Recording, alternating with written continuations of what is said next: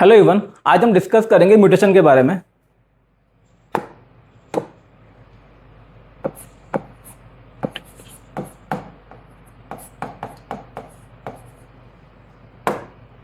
देखिए, आपके एनसीईआरटी के अंदर कई जगह टर्म दिया हुआ है म्यूटेशन। तो आज हम देखेंगे इसका एक्चुअल मीनिंग क्या होता है, इसके क्या टाइप होते हैं, किस वजह से जो म्यूटेशन हमें देखने को मिलता है। सबसे पहले हम बात करेंगे इसकी डेफिनेशन के बारे में। म्यूटेशन का मतलब क्या होता है।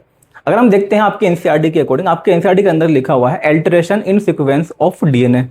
मतलब डीएनए की जो सीक्वेंस है, अगर उसमें कुछ अल्टरेशन हो जाए, कुछ चेंज हो जाए, उसी को हम क्या बोल सकते हैं, म्यूटेशन। या आप बोल सकते हो sudden change in sequence of DNA या sudden change in DNA. DNA के अंदर कोई भी जो सडन चेंज है या डीएनए की जो सीक्वेंस है उसमें कोई भी चेंज है, उसको हम क्या बोल देंगे, mutation. Alteration in sequence of DNA या sudden change in DNA.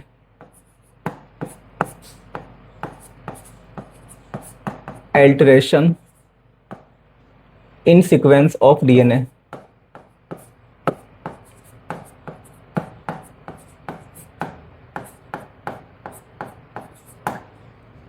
Alteration in sequence of DNA. ये जो डीएनए है, ये होता है हमारा जेनेटिक मटेरियल। इसके पास में सारी इंफॉर्मेशन होती है कैरेक्टर के फॉर्मेशन के लिए। डीएनए जो है ये बना होता है न्यूक्लियोटाइड से। DNA is actually specific sequence of nucleotide. And ये न्यूक्लियोटाइड होते हैं, ये एक स्पेसिफिक सीक्वेंस में अरेंज होते हैं। इनके पास में किसी पर्टिकुलर जो कैरेक्टर है उसकी इंफॉर्मेशन होती है। भाई डीएनए के अंदर कई सारे जो जीन है, जो भी हमारा डीएनए है, या प्लांट का डीएनए हो या किसी भी एनिमल का डीएनए हो, उसके अंदर कई सारे जीन प्रेजेंट होते हैं। जीन क्या एक्चुअल में, gene is specific sequence of nucleotide. देखिए, पूरा जो डीएनए है वो जीन नहीं होता है। कई सारा जो डीएनए है उसके पास में इंफॉर्मेशन होती है, एंड कई सारा डीएनए ऐसा भी होता है जिसके पास में किसी कैरेक्टर की इंफॉर्मेशन नहीं होती है। तो आपको सिंपल सा बस ये ध्यान रखना है, जैसे हम बात करें किसी कैरेक्टर के बारे में, किसी जीन के बारे में, तो जीन क्या हो गया, gene is specific sequence of nucleotide. तो मान लीजिए कि ये सीक्वेंस है A T C ji C T A सी, ये सीक्वेंस है जीन की सीक्वेंस या डीएनए की सीक्वेंस। अब इसके पास में कोई इंफॉर्मेशन है, मान लेते हैं ये सीक्वेंस है प्लांट के अंदर, और इसके पास में इंफॉर्मेशन है कि भाई प्लांट में जो हाइट है, हाइट बनेगी कैसी, टॉल। ये जो न्यूक्लियोटाइड है इनके पास में एक स्पेसिफिक इंफॉर्मेशन है कि प्लांट की हाइट कैसी बनानी है, टॉल। लेकिन वैसे तो खैर जो जीन है वो कई सारे जो न्यूक्लियोटाइड उनका बना होता है। हमने यहाँ पे सिंपल एक एग्जांपल लिया है कि मान लेते हैं न्यूक्लियोटाइड की जो सीक्वेंस है या ये कोई जीन है जिसके पास में इंफॉर्मेशन है प्लांट की हाइट कैसी बनानी है, टॉल। अब मान लेते हैं इसके अंदर हो जाए क्या, म्यूटेशन। और म्यूटेशन में चेंज केवल इतना हो रहा है कि ये जो सी है इसकी जगह क्या आ जाए, जी।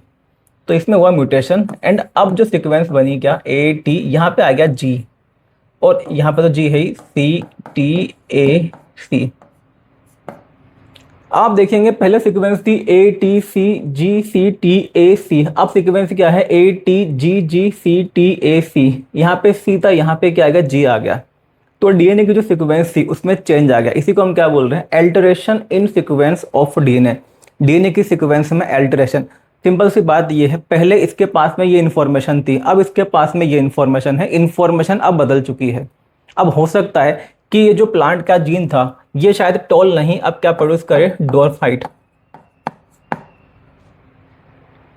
तो इस वजह से आप समझ सकते हो थोड़ा सा भी जब चेंज होता है डीएनए के अंदर तो उसकी वजह से क्या होता है कि हमें नए जो टाइप के ट्रेट है, नए जो ट्रेड है वो भी देखने को मिल सकते हैं। ये जो चेंज हमने देखा है, ये चेंज भी कई टाइप का होता है। हमने देखा है यहाँ पे कि जो सी है, सी रिप्लेस हो गया किससे, जी से। कई बार क्या होता है, एक नया जो न्यूक्लियोटाइड है वो ऐड हो सकता है। यहाँ पे तो सी रिप्लेस हुआ है एंड जी क्या हुआ है, ऐड हुआ है एक तरह से। मतलब सी यहाँ से हटा है एंड जी वहाँ पे उसकी जगह पे आ गया है। एक तो टाइप ये होता है। एक टाइप ये भी होता है कि कोई जो नया न्यूक्लियोटाइड है वो ऐड हो जाए, तो उसकी वजह से भी जो सीक्वेंस है वो चेंज हो जाएगी। कई बार क्या होता है कि जो भी न्यूक्लियोटाइड है उनमें से कोई एक हो जाए डिलीट, तो उसकी वजह से भी जो सीक्वेंस है वो क्या हो जाएगी, चेंज हो जाएगी। कई बार क्या होता है कि जो सीक्वेंस होती है डीएनए की, मान लीजिए डीएनए का कुछ पोर्शन जो है वो ब्रेक हो जाए, तो पहले सीक्वेंस काफ़ी बड़ी थी, अब सीक्वेंस क्या हो जाएगी, छोटी हो जाएगी। तो किसी भी तरह का जो चेंज होता है, किसी भी तरह का जो अल्टरेशन होता है डीएनए की सीक्वेंस में, उसी को हम क्या बोल देते हैं, म्यूटेशन।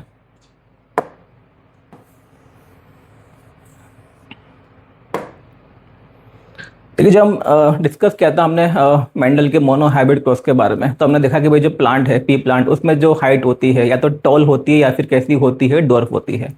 हमने ये भी डिस्कस किया था कि जो भी हम बात करते हैं अलील के बारे में, कि जो अलील है, जैसे भाई पी प्लांट के अंदर हाइट के लिए दो टाइप के अलील होते हैं। एक को हमने रिप्रेजेंट किया था किससे, कैपिटल टी से, और दूसरे को हमने रिप्रेजेंट किया था किससे, स्मॉल टी से। देखो अगर हम ये देखें कि जब पी प्लांट का जब इवोल्यूशन हुआ होगा तो उस समय तो हाइट के लिए केवल एक ही जीन होगा, कौन सा, कैपिटल टी, क्योंकि ये कैसा है कि डोमिनेंट है, इसको हम मानते हैं डोमिनेंट अलील या वाइल्ड अलील या अनमोडिफाइड अलील। और जो स्मॉल टी बना है ये किससे बना है, ये बना है म्यूटेशन से। तो आप समझ सकते हो जो नए अलील बनते हैं, नए नए जो जीन बनते हैं, नए नए जो अलील बनते हैं, वो भी किसकी वजह से बनते हैं, म्यूटेशन की वजह से। जो म्यूटेशन होता है उसकी वजह से नए अलील का फॉर्मेशन होता है। जब हमने डिस्कस किया था मल्टीपल एलील, जो मल्टीपल एलील बनते हैं वो किसकी वजह से बनते हैं, म्यूटेशन की वजह से। जो प्लांट के अंदर, एनिमल के अंदर नए नए ट्रेट हमें देखने को मिलते हैं वो किसकी वजह से बनते हैं, म्यूटेशन की वजह से। तो किसी भी ऑर्गेनिज्म के अंदर ओरिजिनली तो केवल एक ही कैरेक्टर होता है। अब होता क्या है कि उसमें जो जीन होते हैं उनका ट्रांसफर होता है नेक्स्ट जनरेशन में। अच्छा, ट्रांसफर होने से पहले होता है डीएनए का रेप्लिकेशन। तो कई बार क्या होता है, जो रेप्लिकेशन है वो प्रॉपर नहीं हो पाता है, जो इन्फॉर्मेशन है वो एग्जैक्ट कॉपी नहीं हो पाती है, थोड़ा सा उसमें चेंज आ जाता है, मतलब प्रॉपर रेप्लिकेशन नहीं हो पाया। ये म्यूटेशन के कई सारे रीज़न होते हैं, लेकिन मैक्सिमम टाइम जो म्यूटेशन है ये होता है डीएनए के रेप्लिकेशन के टाइम पे। रेप्लिकेशन में क्या होता है, डीएनए की एग्जैक्ट कॉपी बनती है, लेकिन कई बार जो रेप्लिकेशन है ये एग्जैक्ट मैनर में नहीं हो पाता, एंड थोड़ी बहुत जो सीक्वेंस है आप बोलते हो मतलब पूरी कॉपी नहीं बन पाई, थोड़ा भी अगर उसमें चेंज हो गया और वो ट्रांसफर हो गया नेक्स्ट जनरेशन के अंदर, तो उसी को हम क्या बोल देंगे, म्यूटेशन। तो इस तरह से नए नए जो अलील है, नए नए जो ट्रेड है वो किसकी वजह से बनते हैं, म्यूटेशन की वजह से। भाई किसी भी ऑर्गेनिज्म के अंदर, कोई भी चाहे प्लांट हो, कोई भी एनिमल हो, ओरिजिनली तो उनके अंदर एक ही कैरेक्टर होता है। जैसे हम ये मान के चलते हैं कि जो पी प्लांट है, ओरिजिनली तो हाइट के लिए उसके पास में एक ही जीन था, किसका, टॉलनेस का। जो मान लीजिए जैसे कि सीड है उसमें, पी प्लांट के अंदर, तो जो सीड है, सीड में हम मान के चल रहे हैं कि उसके अंदर ओरिजिनली जो जो सीड शेप है, सीड शेप के लिए एक ही जीन था, किसके लिए, राउंड के लिए। लेकिन म्यूटेशन हुआ तो फिर जो सीड था उसका बन गया दूसरा ट्रेट, दूसरा अलील, जिसको हम क्या बोलते हैं, रिंकल्ड। तो एक हो गया राउंड, दूसरा क्या हो गया, रिंकल्ड। राउंड कैसा है, डोमिनेंट है। तो जो राउंड तो है वो जो कि ओरिजिनली फॉर्म हुआ था, लेकिन जो रिंकल्ड है वो किससे बना है, म्यूटेशन से। ऐसे ही जो टॉल है, टॉल पी प्लांट, तो हाइट वाला जो टॉलनेस का जो जीन था वो था ओरिजिनल जीन, ओरिजिनल अलील या अनमोडिफाइड अलील। उसके अंदर क्या हुआ है, म्यूटेशन, जिसकी वजह से बन गया दूसरा वाला ट्रेट, कौन सा, जो कि डॉफनेस को प्रोड्यूस करता है। तो आप समझ सकते हो जो भी आप अलग अलग अलील के बारे में देखते हैं कि भाई इस जीन के 2 अलील है, 3 अलील है, 4 अलील है, कई सारे अलील मिल सकते हैं। तो ये जो नए नए अलील बनते हैं किसकी वजह से बनते हैं, म्यूटेशन की वजह से। जो डीएनए है उसके अंदर चेंज हो जाता है, इसी को हम बोलते हैं म्यूटेशन, जिसकी वजह से जो नए नए अलील है, जो नए जो ट्रेट है उनका फॉर्मेशन होगा। आपको ही ध्यान रखना है इसमें। देखिए आप सिंपल सा ये भी बोल सकते हो कि म्यूटेशन जो है मैक्सिमम केस में कैसा होता है, हार्मफुल या यूजफुल। मैक्सिमम केस में तो होगा ये हार्मफुल, क्योंकि जो भी इंफीरियर टाइप के ट्रेड हैं वो बनते हैं म्यूटेशन की वजह से। भाई पहले प्लांट कैसा था, टॉल था, अब उस जीन के अंदर क्या हो गया, म्यूटेशन हो गया, तो अब प्लांट की जो हाइट है वो कैसी आ रही है, ड्रॉप आ रही है। तो ज़्यादातर केस में जो म्यूटेशन है वो कैसा होता है, हार्मफुल होता है, लेकिन कभी कभार जो म्यूटेशन है ये यूजफुल भी होता है। इसको भी फिर हम डिस्कस करेंगे। जो म्यूटेशन, अगर हम टर्म के बारे में देखें कि म्यूटेशन टर्म किसने दिया था, mutation term was given by, जो म्यूटेशन टर्म है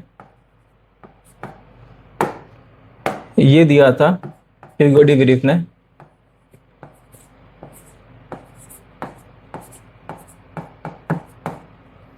ह्यूगो डी विरिफ जो साइंटिस्ट थे इन्होंने दिया था ये टर्म म्यूटेशन। देखिए म्यूटेशन का जो ऑब्जर्वेशन है ये तो काफ़ी पहले से हो चुका था, लेकिन जो टर्म हम यूज़ कर रहे हैं म्यूटेशन वो दिया है किसने, ह्यूगो डी विरिफ ने। इनसे पहले म्यूटेशन के लिए कुछ अलग अलग जो टर्म है वो यूज़ किए जाते थे, जैसे कि सॉल्टेशन एक टर्म है या जम्स एक टर्म है, इनको यूज़ किया जाता था before mutation term. Hugo de Vries ने इवन जो म्यूटेशन है उसके बेसिस पे इवोल्यूशन को भी एक्सप्लेन किया। ह्यूगो डी विरिफ ने जो म्यूटेशन है इसको ऑब्जर्व किया था ओइनोथेरा लेमार्कियाना प्लांट के अंदर। अब जैसे कि मैंने बात की कि जो म्यूटेशन है मैक्सिमम केस में म्यूटेशन कैसा होता है, हार्मफुल होता है, कुछ केस में कैसा होता है, ये यूजफुल होता है।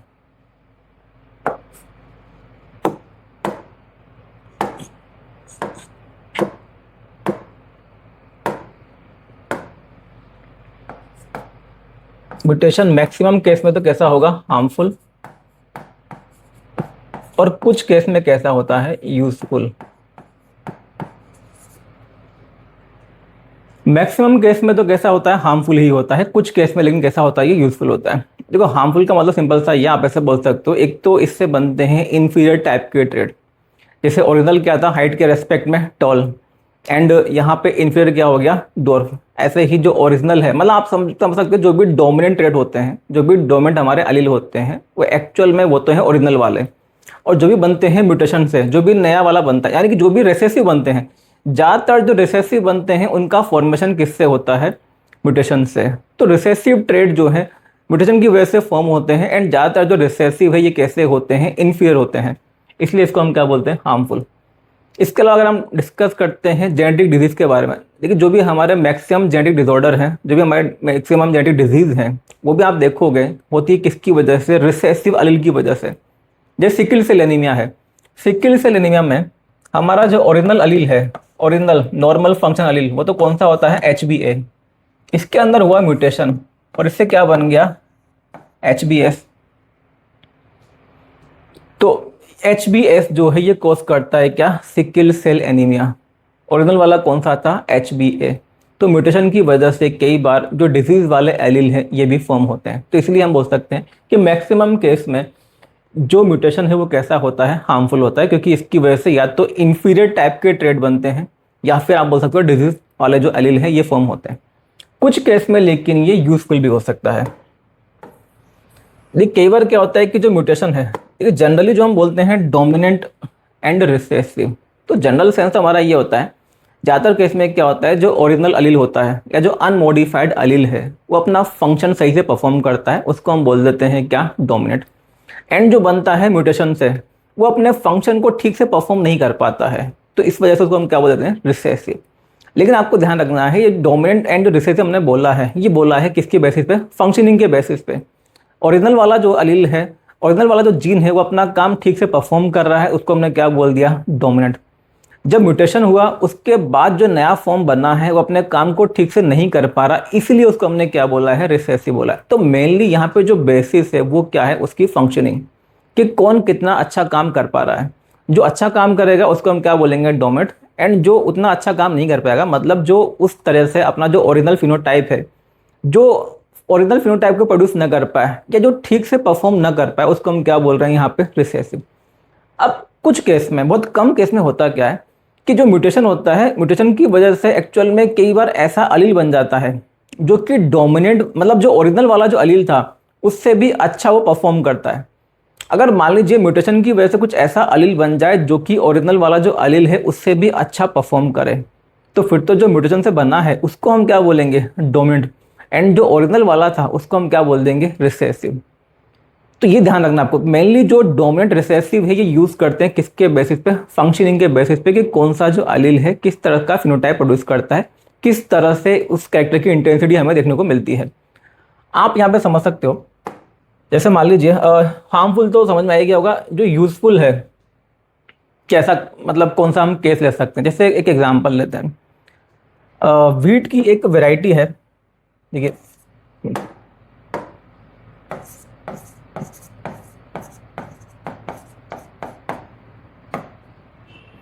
एक टाइम पे इंडिया के अंदर जब फूड का काफ़ी शॉर्टेज था, ठीक है ना, तो उस समय क्या हुआ, जो मैक्सिको है, मैक्सिको के अंदर व्हीट की एक नई वैरायटी आई थी, सोनरा 64। और जो व्हीट की वैरायटी थी इसका जो प्रोडक्शन है काफ़ी ज़्यादा था, तो कई सारे जो कंट्रीज थी उस व्हीट को इम्पोर्ट कर रही थी। इंडिया के अंदर भी फूड का काफ़ी क्राइसिस था, मतलब जो पॉपुलेशन है वो तो काफ़ी तेज़ी से बढ़ रही थी, लेकिन जो फूड सप्लाई है वो उतनी प्रॉपर नहीं थी कि सभी की जो डिमांड है वो पूरी हो पाए। अब हुआ क्या, जो इंडियंस थे वो लेके आए सोनरा 64 को मैक्सिको से इंडिया के अंदर, इसको इंडिया के अंदर लेके आए, और ये सोचा गया कि भाई इसको ग्रो करेंगे, इस व्हीट की वैरायटी को ग्रो करेंगे, इसका जो प्रोडक्शन है ज़्यादा होगा, जिसकी वजह से हमारी कंट्री जो है उसके अंदर जो फूड की डिमांड है उसको हम पूरा कर पाएंगे। लेकिन इसको जब लेके आते हैं सारा प्लान यहाँ पे फेल हो जाता है। इंडिया की क्लाइमेट के अंदर, इंडियन सोइल के अंदर ये जो व्हीट है ये ग्रो नहीं करता है। अब यहाँ पे काम आता है किसका, डॉक्टर MS स्वामीनाथन का। जो डॉक्टर MS स्वामीनाथन थे, जिनको हम बोलते हैं फादर ऑफ ग्रीन रिवॉल्यूशन, इन्होंने क्या किया, ये जो व्हीट की वैरायटी थी सोनरा 64, इस पे गिराते हैं गामा रेज, एंड जो गामा रेज हैं ये इंड्यूस करती हैं क्या, म्यूटेशन। एक तरह से जो गामा रेज हैं ये है म्यूटाजन। देखिए म्यूटाजन, म्यूटाजन का मतलब क्या होता है, ऐसी चीज़ें, ऐसा एजेंट, ऐसे केमिकल, कोई फिजिकल हो सकता है, केमिकल हो सकता है, ऐसे एजेंट जो कि म्यूटेशन को कोज करते हैं उनको हम क्या बोलते हैं, म्यूटाजन। तो सोलर 64 जो था इस पर उन्होंने क्या गिराई, गामा रेस गिराई, एंड इसकी वजह से एक्चुअल में ऐसी वैरायटी बन गई। मतलब जब म्यूटेशन हुआ उस अलील के अंदर, उस जीन के अंदर, तो अब क्या हुआ, इसके अंदर कुछ ऐसा चेंज हुआ कि म्यूटेशन के बाद में जब इस वीट की वैरायटी को ग्रो किया गया तो इंडिया के अंदर ये ग्रो भी हुआ, एंड जो इसकी प्रोडक्टिविटी थी वो भी क्या थी, काफ़ी ज़्यादा थी। इससे फिर जो नई वैरायटी बनती है उसी को बोला गया था एक्चुअल में शरबती सोनोरा, शरबती सोनोरा। ये क्या आपको केवल समझना है। तो यहाँ पे आप समझ सकते हो कि जो ओरिजिनल वैरायटी थी एक तरह से, जिसको कि मैक्सिको से लेके आए थे, सोनरा 64, ये वीट की वैरायटी इंडिया के अंदर ग्रो नहीं हुई। इसमें इंड्यूस किया गया क्या, गामा रेस से म्यूटेशन, जिसकी वजह से क्या हुआ, जो भी इसके पास में ओरिजिनल जो इसका अलील था उसके अंदर हो गया म्यूटेशन एंड बन गया नया अलील। अब क्या हुआ, उसकी वजह से ये जो वैरायटी थी ये इंडिया के अंदर ग्रो भी हुई एंड इसका जो प्रोडक्शन वो भी क्या था, ज़्यादा था। तो सिंपल सी बात यहाँ पे ये है कि म्यूटेशन के बाद में इस वीट की वैरायटी ने अच्छा परफॉर्म किया है। तो म्यूटेशन के बाद जो यहाँ पे नया अलील बना है उसको हम बोल देंगे यहाँ पे क्या, डोमेड। एंड जो पहले वाला अलील था इसके अंदर उसको हम क्या बोलेंगे यहाँ पे, रिसेसिव। तो ये आपको ध्यान रखना है कि कुछ केस ऐसे भी होते हैं जहाँ पे कि जो म्यूटेशन है उसके बाद में जो अलील बना है उसको हम बोल देंगे डोमेड, एंड जो ओरिजिनल वाला था उसको हम क्या बोल देंगे, रिसेसिव। तो ऐसे लेकिन केस काफ़ी कम होते हैं। आपको बस ध्यान रखना है कि सारी चीज़ें बोली जाती है फंक्शनिंग के बेसिस पे या उसके परफॉर्मेंस के बेसिस पे।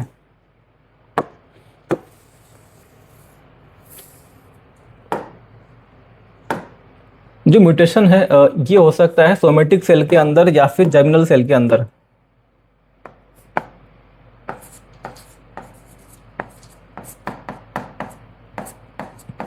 सोमेटिक सेल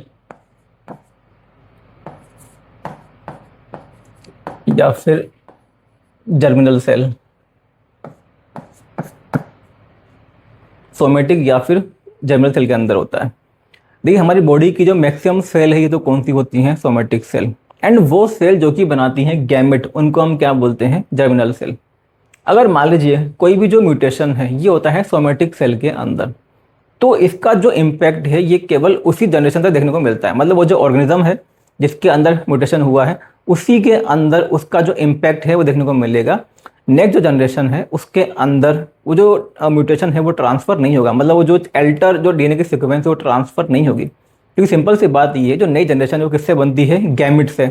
एंड गैमिट कौन बनाता है, जर्मिनल सेल। और ये तो बिल्कुल ठीक है भाई, जर्मिनल सेल अगर बिल्कुल ठीक है इन्हीं से क्या बनेगा, गैमेट बनेगा और यही आगे ट्रांसफर होंगे। तो सोमेटिक सेल के अंदर अगर म्यूटेशन हो भी जाए तो जो भी इसका इम्पैक्ट इवन अगर इम्पैक्ट आएगा भी, कोई जरूरी नहीं है कि ऑर्गेनिज्म के अंदर इम्पैक्ट देखने को मिलेगा ही। क्योंकि कई बार क्या होता है अगर जो कंडीशन है वो हेटेरोजाइगस है। भाई मान लीजिए आप जैसे ये वाली कंडीशन थी, अब जो सोमेटिक सेल है, ये तो हम एक सिंपल से एक एग्जाम्पल ले रहे हैं।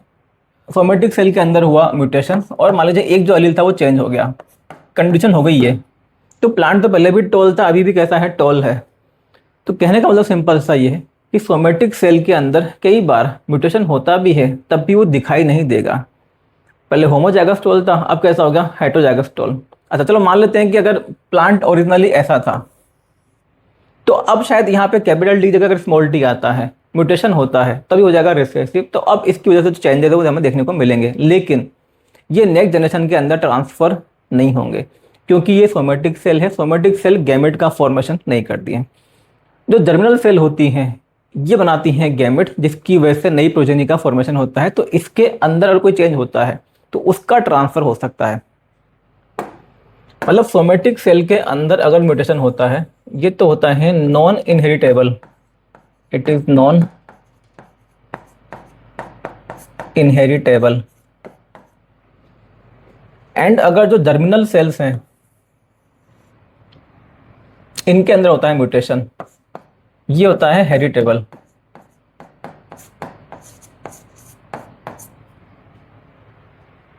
तो जर्मिनल सेल के अंदर भी हेरिटेबल, हेरिटेबल का मतलब ये नहीं कि ट्रांसफर होगा ही, कंफर्म नहीं है, इनहेरिट हो सकता है। इसको लिखो इनहेरिटेबल।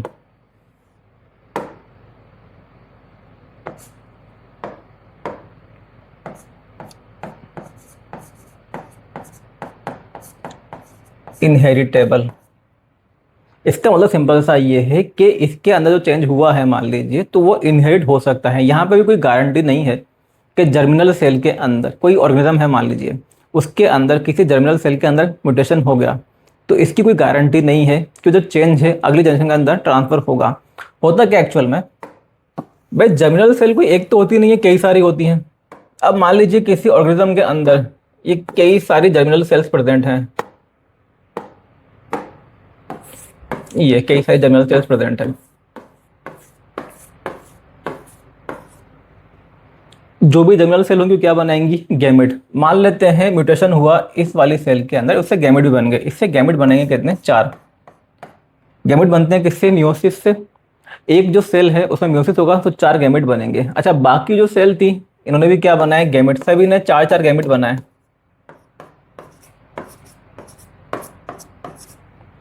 तो सिंपल सी बात ये है भाई, गैमेट सभी ने बनाए हैं।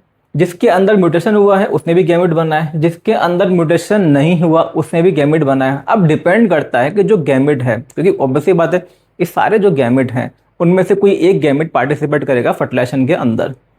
तो अगर मान लीजिए जो फर्टिलाइजेशन है उसके अंदर वो वाला गैमेट पार्टिसिपेट करता है जिस गैमेट का फॉर्मेशन हुआ है उस जर्मिनल सेल से जिसमें क्या हुआ था, म्यूटेशन, उस केस में तो जो म्यूटेशन है वो अगली जनरेशन के अंदर क्या होगा, ट्रांसफर होगा। लेकिन मान लीजिए बाकी जो गैमेट हैं जो कि नॉर्मल सेल से बने हैं, जिनके अंदर कोई म्यूटेशन नहीं हुआ है, तो अगर ये वाले जो गैमेट हैं ये पार्टिसिपेट करते हैं किसके अंदर, फर्टिलाइजेशन के अंदर, तो यहाँ पे जो अगली जनरेशन आएगी इसके अंदर कोई भी चेंजेस देखने को नहीं मिलेंगे। तो ये ध्यान रखना है आपको। सोमेटिक सेल वाला जो है वो तो कंप्लीटली कैसा होगा, नॉन इनहेरिटेबल। लेकिन अगर जो म्यूटेशन है वो किस में हुआ है, जर्मिनल सेल के अंदर, तो ये होता है इनहेरिटेबल। मतलब इनहेरिट हो सकता है, इनहेरिट होगा ऐसा कोई कंफर्म नहीं है, बट यहाँ पे चांसेस होते हैं इनहेरिट होने की, क्योंकि हो सकता है वही वाला जो गैमेट है वो चला जाए फर्टिलाइजेशन में, उसमें पार्टिसिपेट कर ले, तो उस केस में ये ट्रांसफर हो सकता है।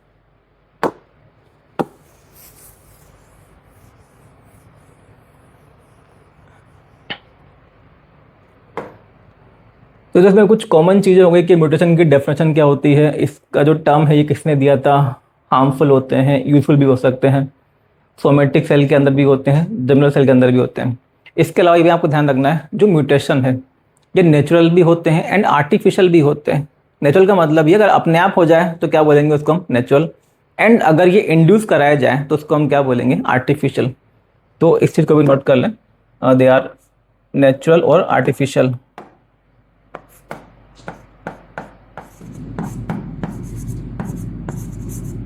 नेचुरल और आर्टिफिशियल।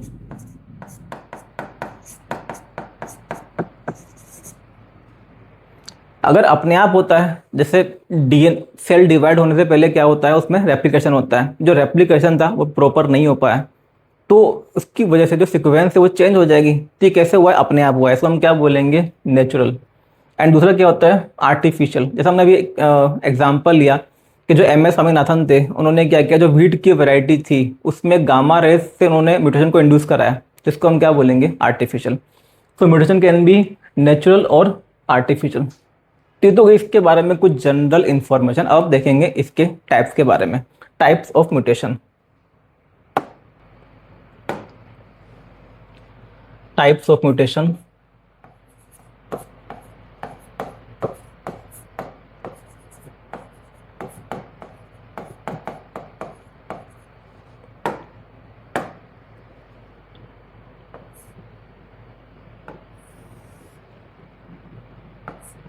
देखिए मेनली यहाँ पे 2 टाइप होते हैं। एक तो होता है क्रोमोसोमल म्यूटेशन, एक तो होता है क्रोमोसोमल म्यूटेशन।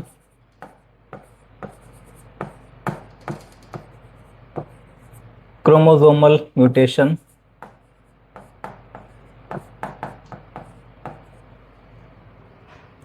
एक होता है इसमें जीन म्यूटेशन।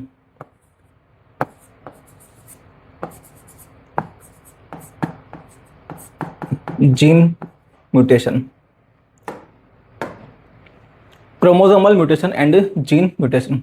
ये जो क्रोमोसोमल म्यूटेशन है इसके अंदर क्या होता है, जो क्रोमोसोम है, सिंपल सी बात है, म्यूटेशन के अंदर क्या होगा, 2 तरह के चेंज हो सकते हैं। या तो चेंज होगा किसके अंदर, क्रोमोसोम के अंदर। क्रोमोसोम का जो नंबर है वो ज़्यादा हो सकता है या कम हो सकता है। दूसरी बात, क्रोमोसोम का जो स्ट्रक्चर है वो चेंज हो सकता है। तो क्रोमोसोम के नंबर में चेंज हो या क्रोमोसोम के स्ट्रक्चर में चेंज हो, उसको हम क्या बोलेंगे? Chromosomal mutation. Change in number और structure of chromosome, it is change in number और स्ट्रक्चर ऑफ क्रोमोसोम। मान लीजिए क्रोमोसोम का नंबर एक बढ़ जाए या एक कम हो जाए, इसको हम क्या बोल देंगे? Chromosomal mutation. या मान लीजिए क्रोमोसोम का कोई पार्ट जो था वो डिलीट हो जाए, इसको हम क्या बोल देंगे? तो कहने का मतलब सिंपल सा ये है कि जो क्रोमोसोम है उसके अंदर चेंज हो, या तो नंबर में चेंज हो या फिर स्ट्रक्चर में चेंज हो, वो आएगा सारी चीज़ें किसके अंदर? क्रोमोसोमल म्यूटेशन के अंदर। दूसरा होता है जीन म्यूटेशन, मतलब जो म्यूटेशन है या जो चेंज है वो चेंज आता है यहाँ पे किसके लेवल पे? डीएनए के लेवल पे। मतलब जैसे मान लीजिए कोई जो न्यूक्लियोटाइड है वो ऐड हो जाए, या कोई डिलीट हो जाए, या कोई रिप्लेस हो जाए, इसको हम क्या बोलेंगे? Gene mutation.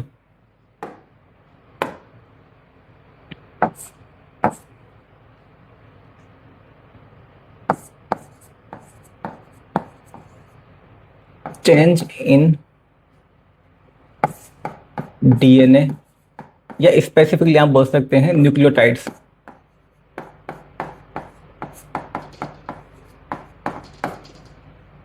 जो न्यूक्लियोटाइड है, मान लीजिए कोई नया वाला ऐड हो जाए, या पहले से जो प्रेजेंट था वो रिमूव हो जाए, या रिप्लेस भी हुआ, मतलब एक तो हट गया वहाँ से न्यूक्लियोटाइड, दूसरा वाला वहाँ पे ऐड हो गया, तो इसको हम क्या बोल देंगे?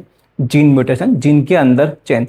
तो दो टाइप है, क्रोमोसोमल एंड जीन म्यूटेशन। इसमें हम स्टार्ट करेंगे पहले किसके बारे में? क्रोमोसोमल म्यूटेशन, फिर हम लेंगे जीन म्यूटेशन।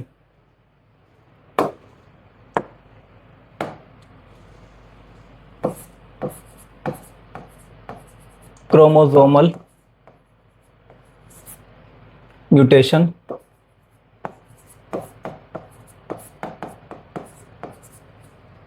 अभी जो क्रोमोसोमल म्यूटेशन है, जैसे हमने बात की कि भाई इसमें क्या होगा, या तो जो क्रोमोसोम है उसके नंबर में चेंज होगा कि नंबर या तो ज़्यादा हो जाए या कम हो जाए, या फिर जो क्रोमोसोम का स्ट्रक्चर है उसमें चेंज होता है। अगर क्रोमोसोम के नंबर में चेंज होता है इसको हम बोलते हैं हेटेरोप्लॉइडी, एंड अगर क्रोमोसोम के स्ट्रक्चर में चेंज होता है इसको हम बोलते हैं क्रोमोसोमल एब्रेशंस।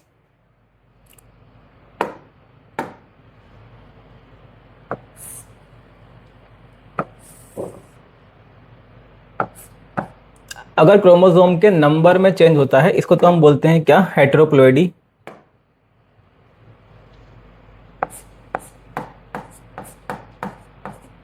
हेटेरोप्लॉइडी। और अगर क्रोमोसोम के स्ट्रक्चर में चेंज होता है इसको हम बोलते हैं क्रोमोसोमल एब्रेशंस।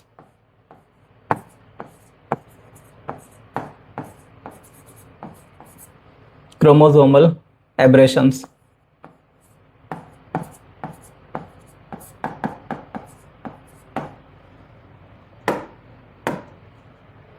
हेटेरोप्लॉइडी मतलब क्या हो जाएगा? Change in number of chromosome.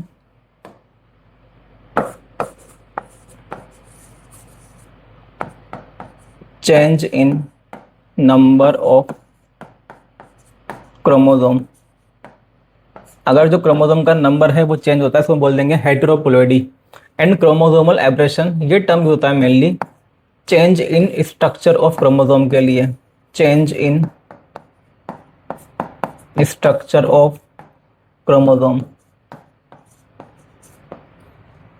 मान लीजिए क्रोमोसोम जो है उसका कोई जो सेगमेंट है वो डिलीट हो गया, तो इसकी वजह से क्या होगा? जो क्रोमोसोम का स्ट्रक्चर है वो चेंज हो जाएगा, इसको हम क्या बोल देंगे? Chromosomal abrasion.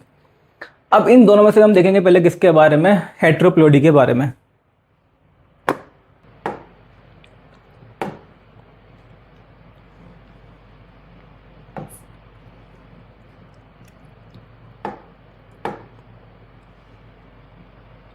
हेटेरोप्लॉइडी।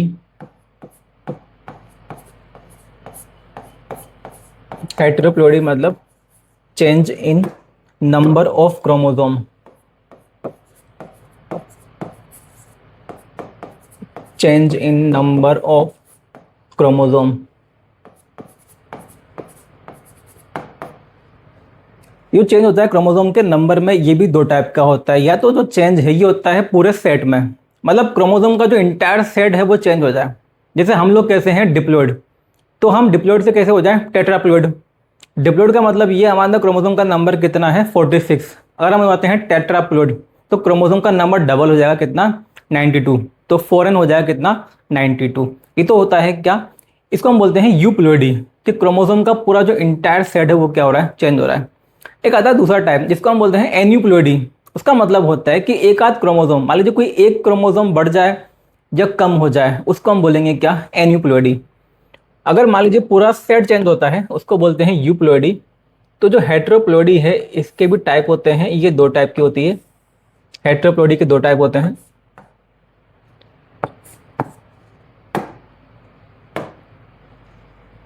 यूप्लोइडी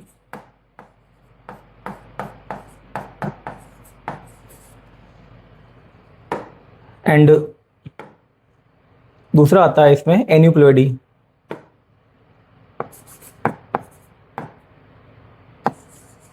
aneuploidy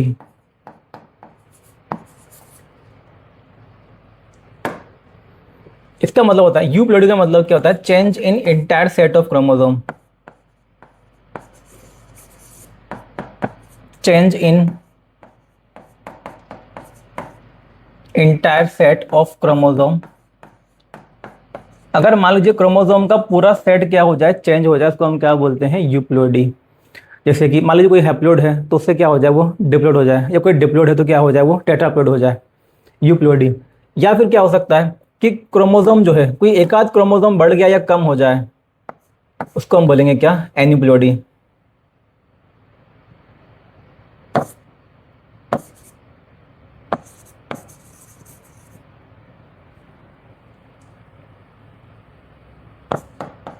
change in number of chromosome, लेकिन जो चेंज है वो क्या होगा, 1 या 2 क्रोमोसोम, 1 या 2 क्रोमोसोम। देखो ऑब्वियसली बात है, चेंज तो यहाँ पे भी होता है और चेंज यहाँ पे भी होता है, लेकिन यहाँ पे जो चेंज है ये काफी बड़ा होता है। यहाँ पे पूरा जो सेट है वो चेंज होता है। यहाँ पे बस क्या होगा, मान लीजिए जैसे हम लोग हैं, हम लोग के अंदर क्रोमोसोम कितने हैं, 46 है, तो या तो 47 हो जाए यानी कि एक बढ़ जाए, या मान लीजिए कम हो जाए 45 हो जाए, तो ये सब किसके अंदर आएगा, एन्यूप्लोइडी के अंदर, change in number of chromosome. तो यहाँ पे क्रोमोसोम में नंबर में चेंज तो आता है, लेकिन एक या दो क्रोमोसोम जो है वही यहाँ पे क्या होते हैं, चेंज होते हैं। पूरा जो सेट है वो चेंज नहीं होता है। पूरा सेट अगर चेंज हो तो उसको हम क्या बोलते हैं, यूप्लोइडी। तो इन दोनों में से हम देखेंगे पहले किसके बारे में, यूप्लोइडी के बारे में।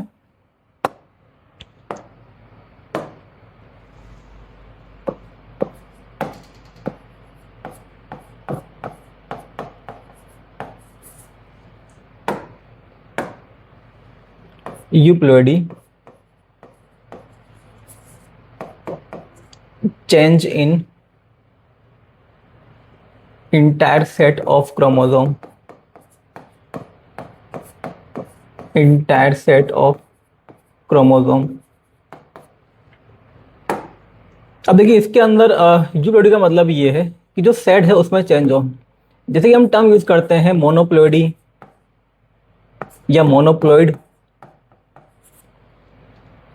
इसको हम रिप्रेजेंट करते हैं किससे, एक्स से। डिप्लोइड ये होता है 2x। अगर दो से ज्यादा सेट हो इसको हम क्या बोल देते हैं, पॉलीप्लोइड। पॉलीप्लोइड मतलब ट्रिप्लोइड हो, टेट्राप्लोइड हो, पेंटाप्लोइड हो, उन सबको हम क्या बोल देंगे, पॉलीप्लोइड। मतलब अगर दो से ज्यादा सेट है उसको हम क्या बोल देते हैं, पॉलीप्लोइड। मोनोप्लोइड का मतलब क्या होता है, ये तो होता है किसी भी, कोई भी जो स्पीशीज होती है उसका जो एक बेसिक सेट होता है उसको हम क्या बोलते हैं, मोनोप्लोइड। जैसे हम लोग का जो बेसिक सेट है, भाई हमारा बेसिक सेट तो 23 का है, वो तो 23 क्या है, दो बार मिल रहे हैं, तो क्रोमोसोम कितने हो गए, टोटल 46। एक्चुअल में हमारा जो बेसिक सेट है वो कितने का है, 23 का।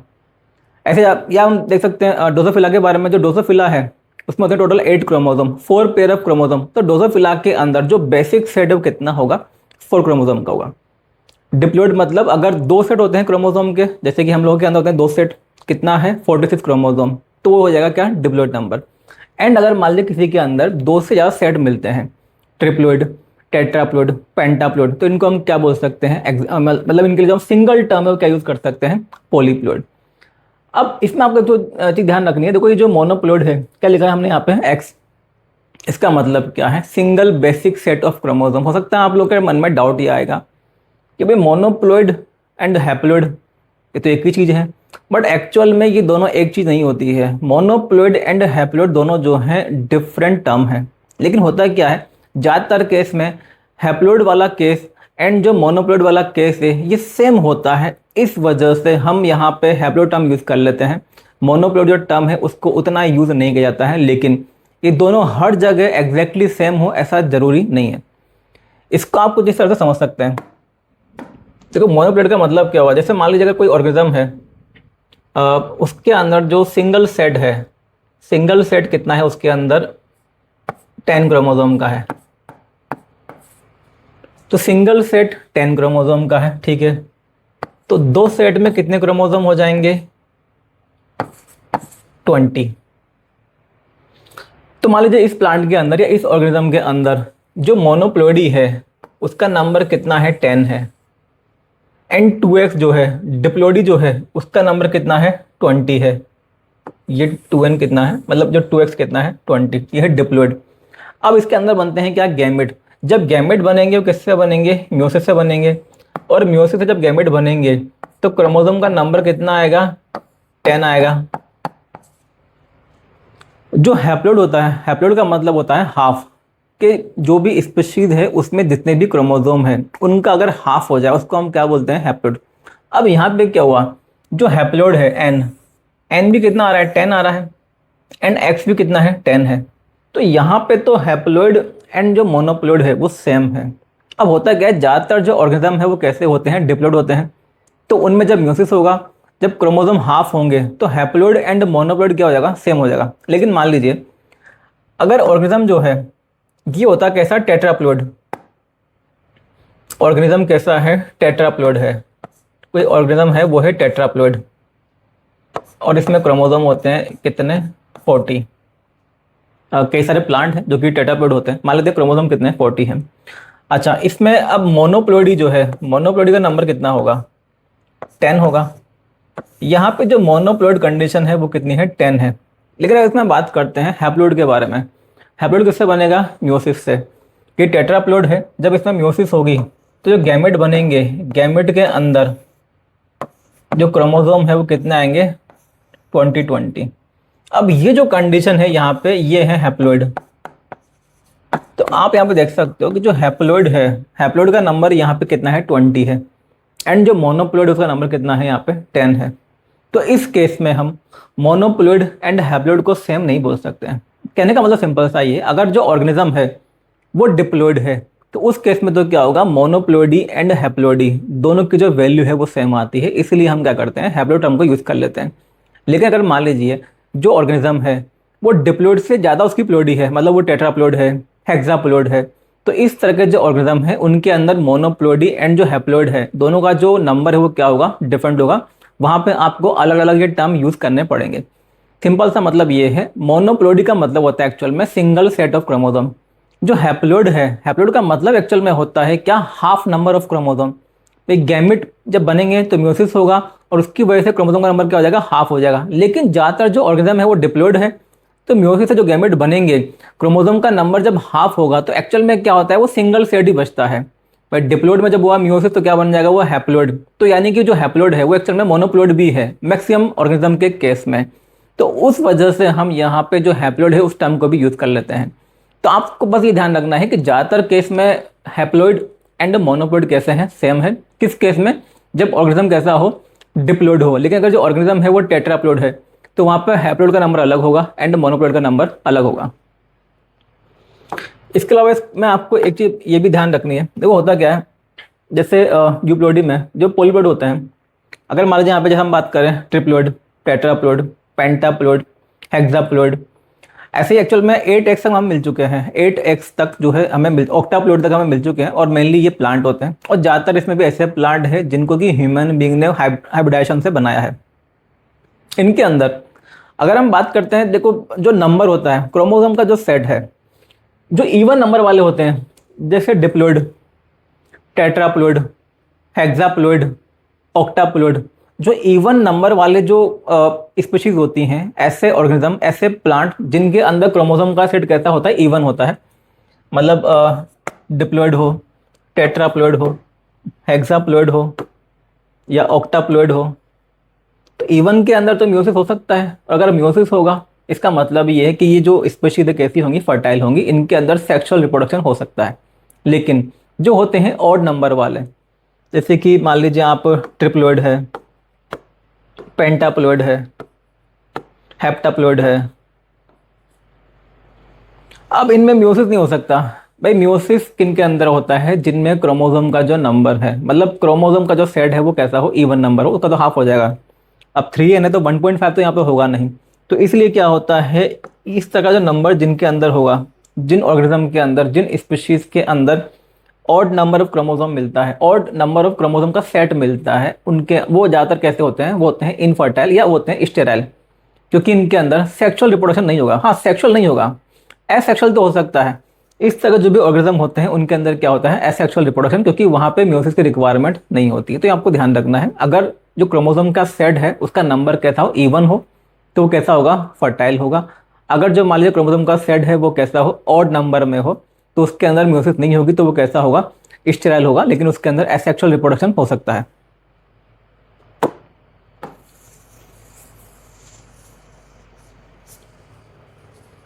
चलिए, तो हो गया किसके बारे में, यूप्लोइडी के बारे में। अब हम बात करेंगे एन्यूप्लोइडी के बारे में।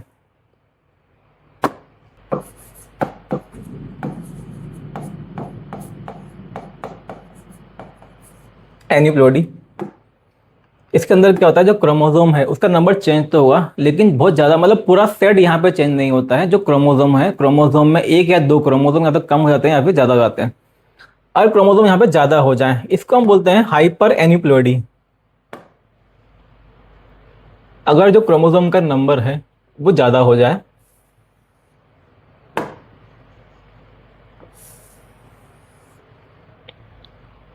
अगर क्रोमोसोम ज़्यादा हो जाए, इसको हम बोलते हैं हाइपर एन्यूप्लोइडी।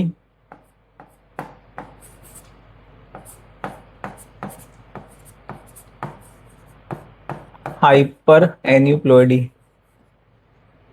अगर क्रोमोसोम का नंबर कम हो जाए, इसको हम बोलते हैं हाइपो एन्यूप्लोइडी। अगर जो नंबर है वो क्या हो जाए, कम हो जाए, तो क्या बोलेंगे, इसको हम हाइपो एन्यूप्लोइडी।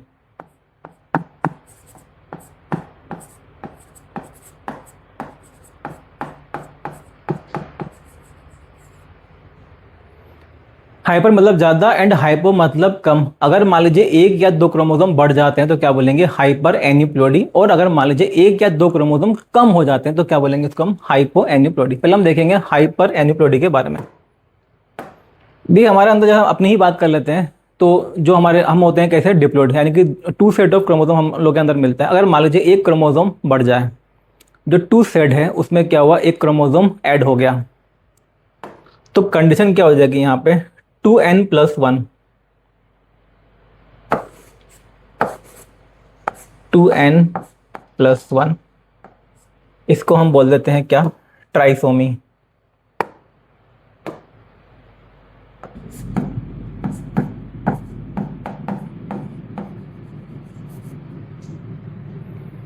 दो सेट था क्रोमोसोम का, 2n मतलब क्या है हमारे अंदर, 46। उसमें क्या हुआ, एक क्रोमोसोम ऐड हो गया, अब क्रोमोसोम कितने हो गए, 47 हो गए, तो उसको हम क्या बोल देंगे, ट्राइसोमी।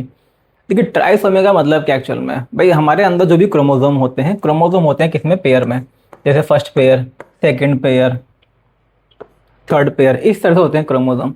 अब यहाँ पे हुआ क्या है कि कोई भी जो एक्चुअल में पेयर था, उसमें क्या हुआ है कि दो की जगह मिल रहे हैं कितने क्रोमोसोम, तीन क्रोमोसोम। तो दो की जगह तीन क्रोमोसोम हो चुके हैं किसी पेयर में, एक्चुअल में दो होने चाहिए थे बट हो कितने गए हैं, तीन हो गए हैं, इसलिए क्या बोला गया है इसको, ट्राइसोमी। इसका जो एग्जाम्पल है कि मिलता है ह्यूमन बीइंग के अंदर, जैसे कि डाउन सिंड्रोम। डाउन सिंड्रोम में क्या होता है, जो 21st वाला क्रोमोसोम है, 21st वाला क्रोमोसोम दो की जगह कितने आते हैं, तीन हो जाते हैं। इसके अलावा क्लाइनफेल्टर सिंड्रोम, जो क्लाइनफेल्टर सिंड्रोम है वहाँ पे क्या होता है, दो सेक्स क्रोमोसोम की जगह क्या होता है, तीन सेक्स क्रोमोसोम होते हैं, ये होता है क्लाइनफेल्टर सिंड्रोम। और 44 तो ऑटोसोम होते ही हैं, तो 44 तो ये हो गए, तीन ये हो गए, तो कितने हो गए, 47, मतलब एक क्रोमोसोम बढ़ गया। कहने का तो सिंपल सा, ये एक जो सेक्स क्रोमोसोम है बढ़ जाता है क्लाइनफेल्टर सिंड्रोम के अंदर। कहने का मतलब down syndrome and Klinefelter syndrome, ये दोनों किसके एग्जाम्पल हो जाएंगे? ट्राइसोमी के।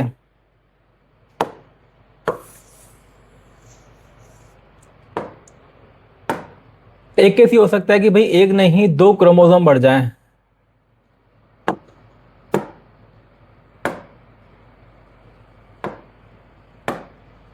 मतलब 2n+1+1। अगर दो क्रोमोसोम बढ़ जाते हैं तो इसको हम क्या बोलेंगे?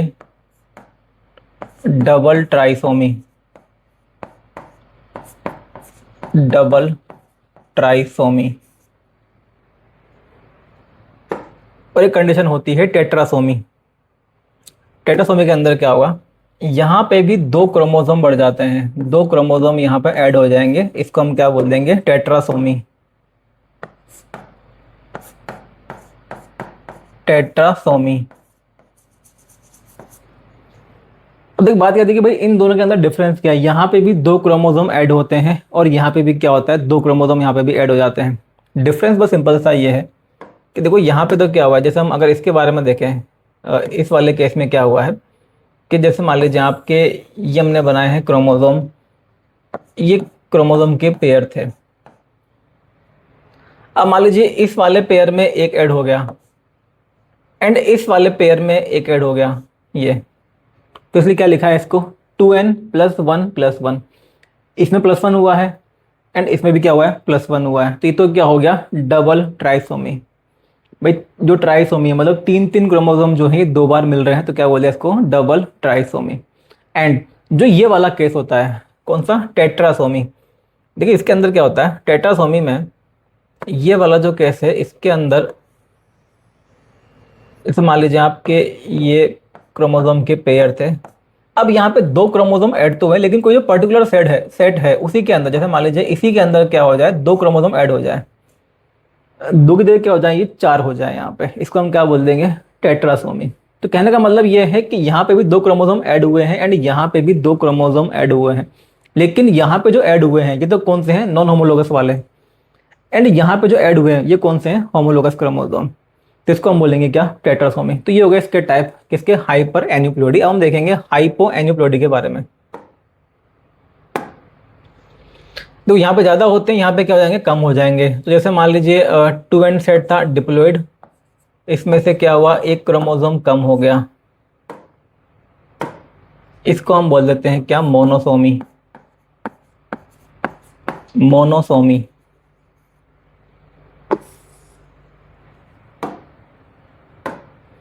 भाई मोनोसोमी का मतलब सिंपल सा ये है, जैसे मान लीजिए आपके ये यहाँ पे ये क्रोमोसोम के पेयर हैं इस तरह से। अब किसी एक सेट में से क्या हुआ है? दो की जगह केवल एक ही क्रोमोसोम मिल रहा है, जैसे मान लीजिए ये। तो यहाँ पे क्या हुआ? एक क्रोमोसोम जो है कम हो गया। जैसे ह्यूमन बीइंग के अंदर क्या होगा? टोटल 46 क्रोमोसोम है, तो एक क्रोमोसोम जो है वो कम हो जाएगा, तो कितने बचेंगे? 45 क्रोमोसोम। इसका भी एग्जाम्पल मिलता है हम लोग के अंदर, मतलब ह्यूमन बीइंग के अंदर। और इसका एग्जाम्पल है टर्नर सिंड्रोम, ये मिलता है फीमेल्स के अंदर। जो फीमेल होती है, फीमेल के पास में केवल एक ही एक्स क्रोमोसोम प्रेजेंट होता है, मतलब दूसरा जो सेक्स क्रोमोसोम है उसके पास में एब्सेंट होता है।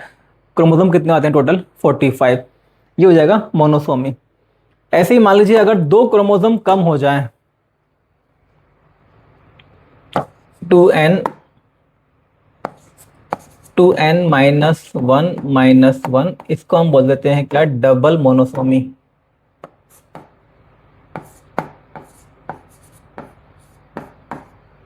Double monosomy. डबल मोनोसोमी मतलब जैसे यहाँ पे ये क्रोमोसोम्स इस तरह से ये अरेंज थे, ये क्रोमोसोम्स थे। अब यहाँ पे क्या हुआ है? दो क्रोमोसोम कम हुए हैं लेकिन अलग अलग पेयर से कम हुए हैं। एक मान लीजिए यहाँ से कम हुआ है एंड एक क्रोमोसोम कम हुआ है यहाँ से। तो यहाँ पे दो क्रोमोसोम कम हुए हैं लेकिन अलग अलग सेट जो है वहाँ से कम, मतलब अलग अलग जो पेयर था वहाँ से कम हुए हैं, तो इसको हम क्या बोल देंगे? Double monosomy. एंड मान लीजिए पूरा जो होमोलोगस पेयर है अगर वही यहाँ से हट जाता है, पूरा होमोलोगस पेयर अगर यहाँ से हट जाए, तो उसको हम क्या बोल देंगे? टेट्रासोमी। सॉरी, उसको बोलेंगे हम नलीसोमी। पूरा अगर जो होमोलोगस पेयर है वो यहाँ से हट जाए तो उसको हम क्या बोल देंगे? नलीसोमी। अगर हो जाए ये 2n-2 ये हो जाएगा क्या, नलीसोमी।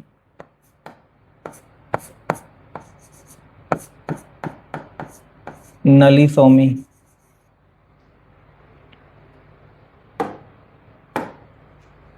जैसे ये सेल है, इसमें ये इस तरह से क्रोमोसोम्स के पेयर, और मान लीजिए पूरा जो एक पेयर है ये गायब हो जाए, यहाँ से पूरा एक पेयर चला जाए, इसको हम क्या बोल देंगे, नलीसोमी। तो जैसे यहाँ पे 3 केस थे, trisomy, double trisomy, tetrasomy. Trisomy के अंदर क्या होता है, एक क्रोमोसोम बढ़ जाता है। डबल ट्राइसोमी में 2 बढ़ जाएंगे, लेकिन अलग अलग जो पेयर है उसमें। एंड टेट्रासोमी के अंदर क्या होता है, पूरा जो होमोलोगस पेयर है ये एक साथ ऐड हो जाता है। ऐसे यहाँ पे क्या है, मोनोसोमी मतलब एक क्रोमोसोम कम हो जाएगा। डबल मोनोसोमी मतलब अलग अलग पेयर में से एक एक कम होगा। एंड एक होता है नलीसोमी। नलीसोमी मतलब एक तरह से नल हो गया, एक तरह से पूरा यहाँ पे जीरो हो गया, मतलब जो पूरा पेयर था वो क्या हो गया, यहाँ पे गायब हो गया। इसको हम बोल देंगे क्या, नलीसोमी। ये तो हो गए किसके, एनिप्लोइडी के टाइप। देखिए हमने जो स्टार्ट किया था यहाँ पे, थोड़ा सा आप देखेंगे कि वो जो म्यूटेशन है इसके होते हैं 2 टाइप। कौन कौन से, क्रोमोसोमल म्यूटेशन, दूसरा कौन सा होता है, जीन म्यूटेशन। अगर जो क्रोमोसोम है उसके अंदर कोई चेंज होता है, कोई म्यूटेशन होता है, तो क्या बोलते हैं उसको हम, क्रोमोसोमल म्यूटेशन। क्रोमोसोम के अंदर जो म्यूटेशन है ये 2 टाइप का हो सकता है, या तो क्रोमोसोम के नंबर में चेंज आएगा या फिर क्रोमोसोम के स्ट्रक्चर में चेंज आएगा।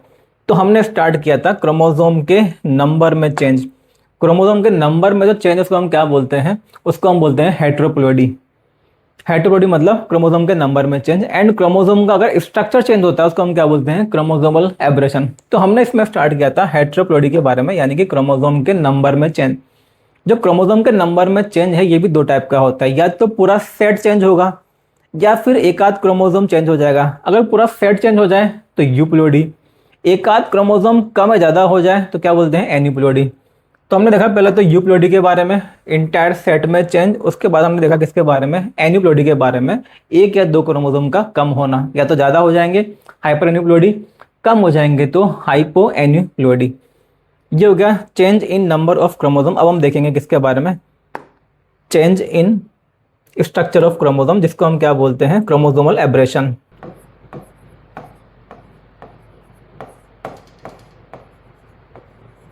Chromosomal aberrations.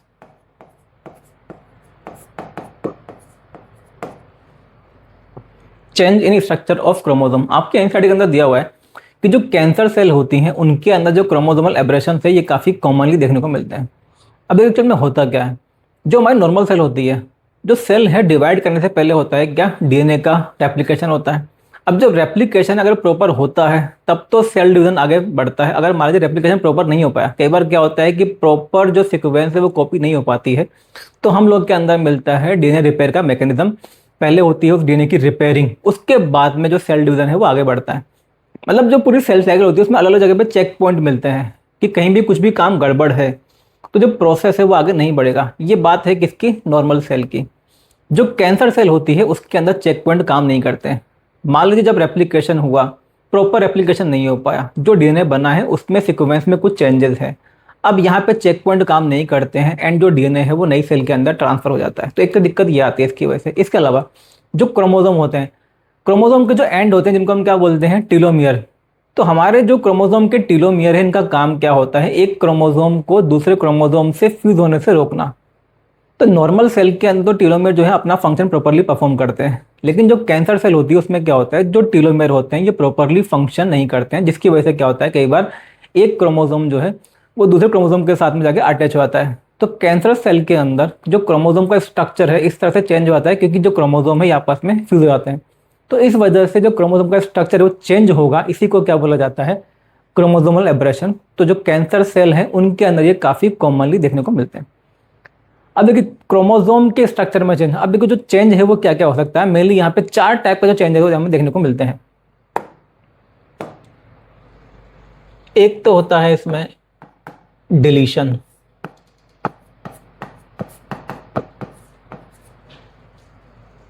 भाई सिंपल सी बात है, यहाँ पे जो क्रोमोसोम है, क्रोमोसोम पे मान लीजिए कुछ जीन प्रेजेंट है एक प्रॉपर सीक्वेंस में, क्रोमोसोम का कुछ पार्ट क्या होता है, डिलीट हो जाता है। जैसे मान लीजिए ये क्रोमोसोम है, इस पे लाइन से कई सारे जीन अरेंज हैं, इस क्रोमोसोम का मान लीजिए इतना जो सेगमेंट है ये क्या हो जाए, यहाँ से डिलीट हो जाए, तो ऑब्वियस सी बात से क्रोमोसोम छोटा हो जाएगा, जीन यहाँ पे कम हो जाएंगे, इसी को हम क्या बोल देते हैं, डिलीशन।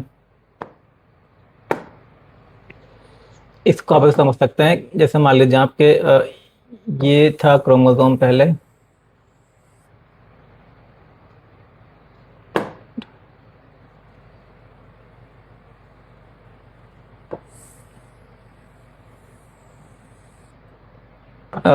ए B C D E F G H, मान लेते हैं ये क्रोमोसोम है, उस पर ये जीन प्रेजेंट है। अब क्या हुआ, यहाँ पे जो क्रोमोसोम का सेगमेंट है, ये इतना जो सेगमेंट है ये डिलीट हो गया।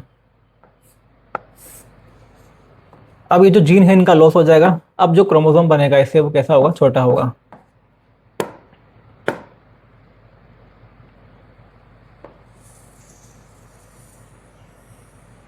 अब यहाँ कौन से जीन बचे, सी डी, और यहाँ पे ई एफ जी एच, इसको हम क्या बोल देते हैं, डिलीशन। तो क्रोमोसोम का कोई सेगमेंट कट हो जाए, डिलीट हो जाए, जिसकी वजह से जीन का लॉस हो जाएगा, जीन कम हो जाएंगे, क्रोमोसोम की लेंथ कम हो जाएगी, इसको हम बोल देते हैं डिलीशन। इसका एक एग्जांपल मिलता है ह्यूमन बीइंग के अंदर, एक सिंड्रोम होता है, एक डिजीज होती है, क्राइडू कैट सिंड्रोम। क्राइडू कैट सिंड्रोम जो है, जिसको बोलते हैं कैट क्राई सिंड्रोम भी बोलते हैं, उसमें होता क्या है, जो हमारा क्रोमोसोम नंबर 5 होता है, जो 5th क्रोमोसोम है उसका जो शॉर्ट आर्म होता है, भाई क्रोमोसोम में 2 आर्म होते हैं, long arm and short arm. जैसे मान लीजिए ये क्रोमोसोम बनाया हमने, ये शॉर्ट आर्म है और ये क्या है, लॉन्ग आर्म है। जो क्रोमोसोम नंबर 5 का जो शॉर्ट आर्म होता है उसका जो कुछ पार्ट है वो जाता है डिलीट। इसकी वजह से क्या होता है, जब चाइल्ड का बर्थ होता है, तो चाइल्ड का जब बर्थ होगा तो उसमें जो उसका लैरिंग्स होता है, उस लैरिंग्स का प्रॉपर डेवलपमेंट नहीं हो पाता। जब लैरिंग्स का प्रॉपर डेवलपमेंट नहीं होगा तो उसकी जो आवाज़ है वो बदल जाती है, एंड जब चाइल्ड यहाँ पे मतलब रोता है तो उसकी जो आवाज़ है वो कैट जैसी होती है, इसलिए इसको हम कैट क्राई सिंड्रोम भी बोल देते हैं। तो ये इसका एग्जाम्पल है।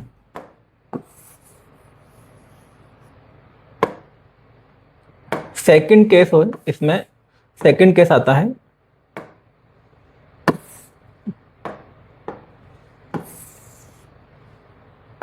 इन्वर्जन।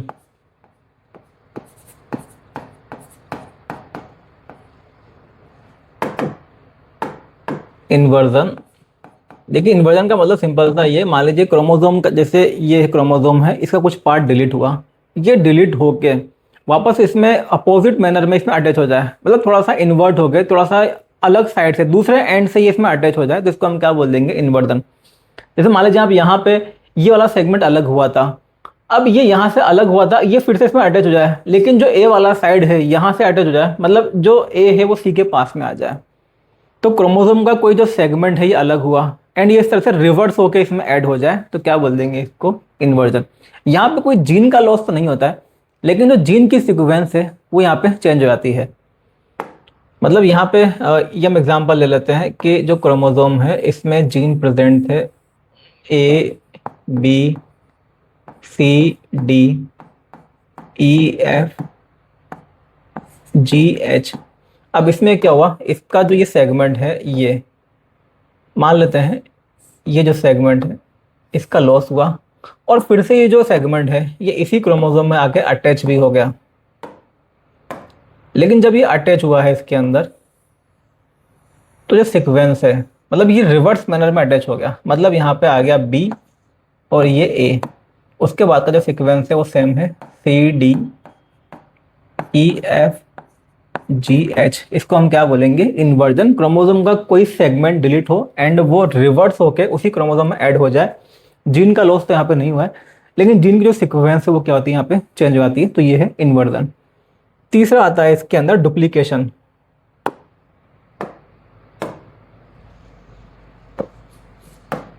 डुप्लीकेशन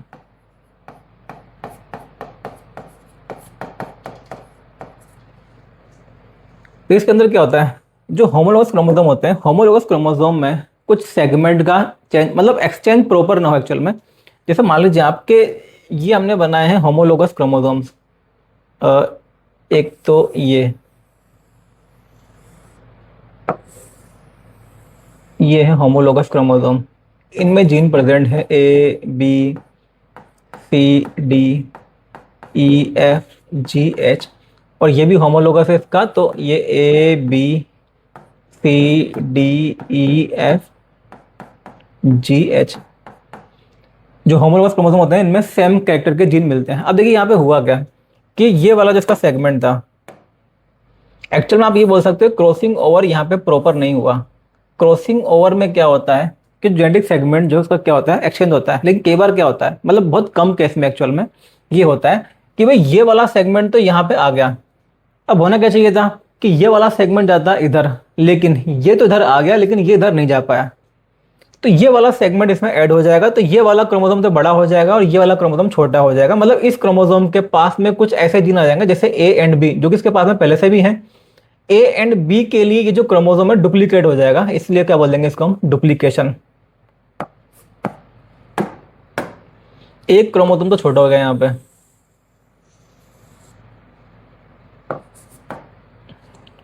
इसमें से क्या चला गया, ए एंड बी, तो क्या बचा यहाँ पे CDEFGH,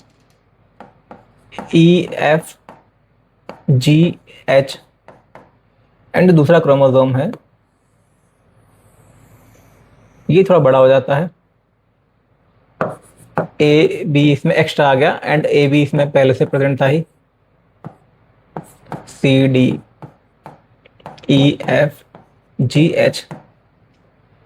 तो यहाँ पे जो AB जीन है इनका क्या हो गया है, इस क्रोमोसोम में डुप्लीकेशन हो गया, इसके पास में जो जीन पहले से थे उनकी एक तरह से एक और कॉपी आ जाती है, इसी को हम बोलते हैं डुप्लीकेशन।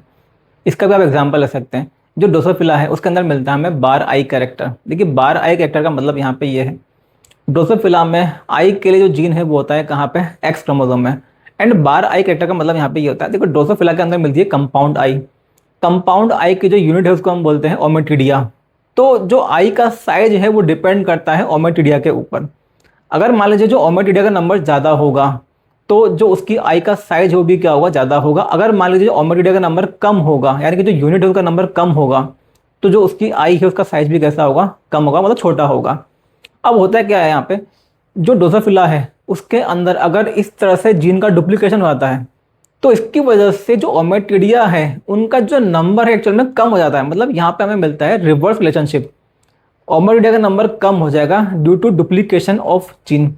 जब ओमेटिडिया कम हो जाएंगे जीन के डुप्लीकेशन की वजह से, तो उसकी वजह से क्या होता है, उसकी जो आई है वो छोटी हो जाती है, इसको हम बोलते हैं बार आई कैरेक्टर इन ड्रोसोफिला। तो ये होगा डुप्लीकेशन के बारे में। एंड इसके बाद हम लेंगे नेक्स्ट केस, और जिसमें लास्ट केस है एक्चुअल में ट्रांसलोकेशन। ट्रांसलोकेशन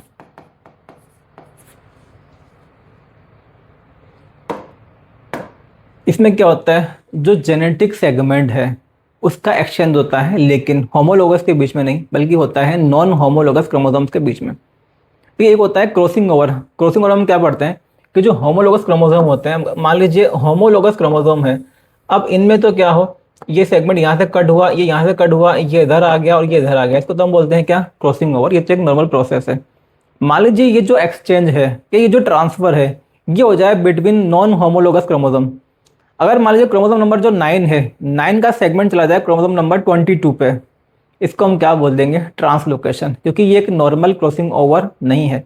तो नॉन होमोलोगस जो क्रोमोसोम है वहाँ पे अगर सेगमेंट का ट्रांसफर हो जाए तो क्या बोलेंगे इसको, ट्रांसलोकेशन। इसके दो टाइप होते हैं, एक तो ये होता है कि भाई जैसे मान लीजिए कि एक क्रोमोसोम से केवल दूसरे क्रोमोसोम पर चला गया, एक ये होता है कि जिस क्रोमोसोम पे गया है वहां से भी कुछ सेगमेंट क्या आ जाए, वापस आ जाए। मतलब एक मान लीजिए आप कि क्रोमोसोम फर्स्ट का कुछ पार्ट डिलीट हुआ और ये चला गया क्रोमोसोम नंबर 3 पे, इसको हम बोलते हैं सिंपल ट्रांसलोकेशन। तो एक तो होता है इसमें सिंपल ट्रांसलोकेशन,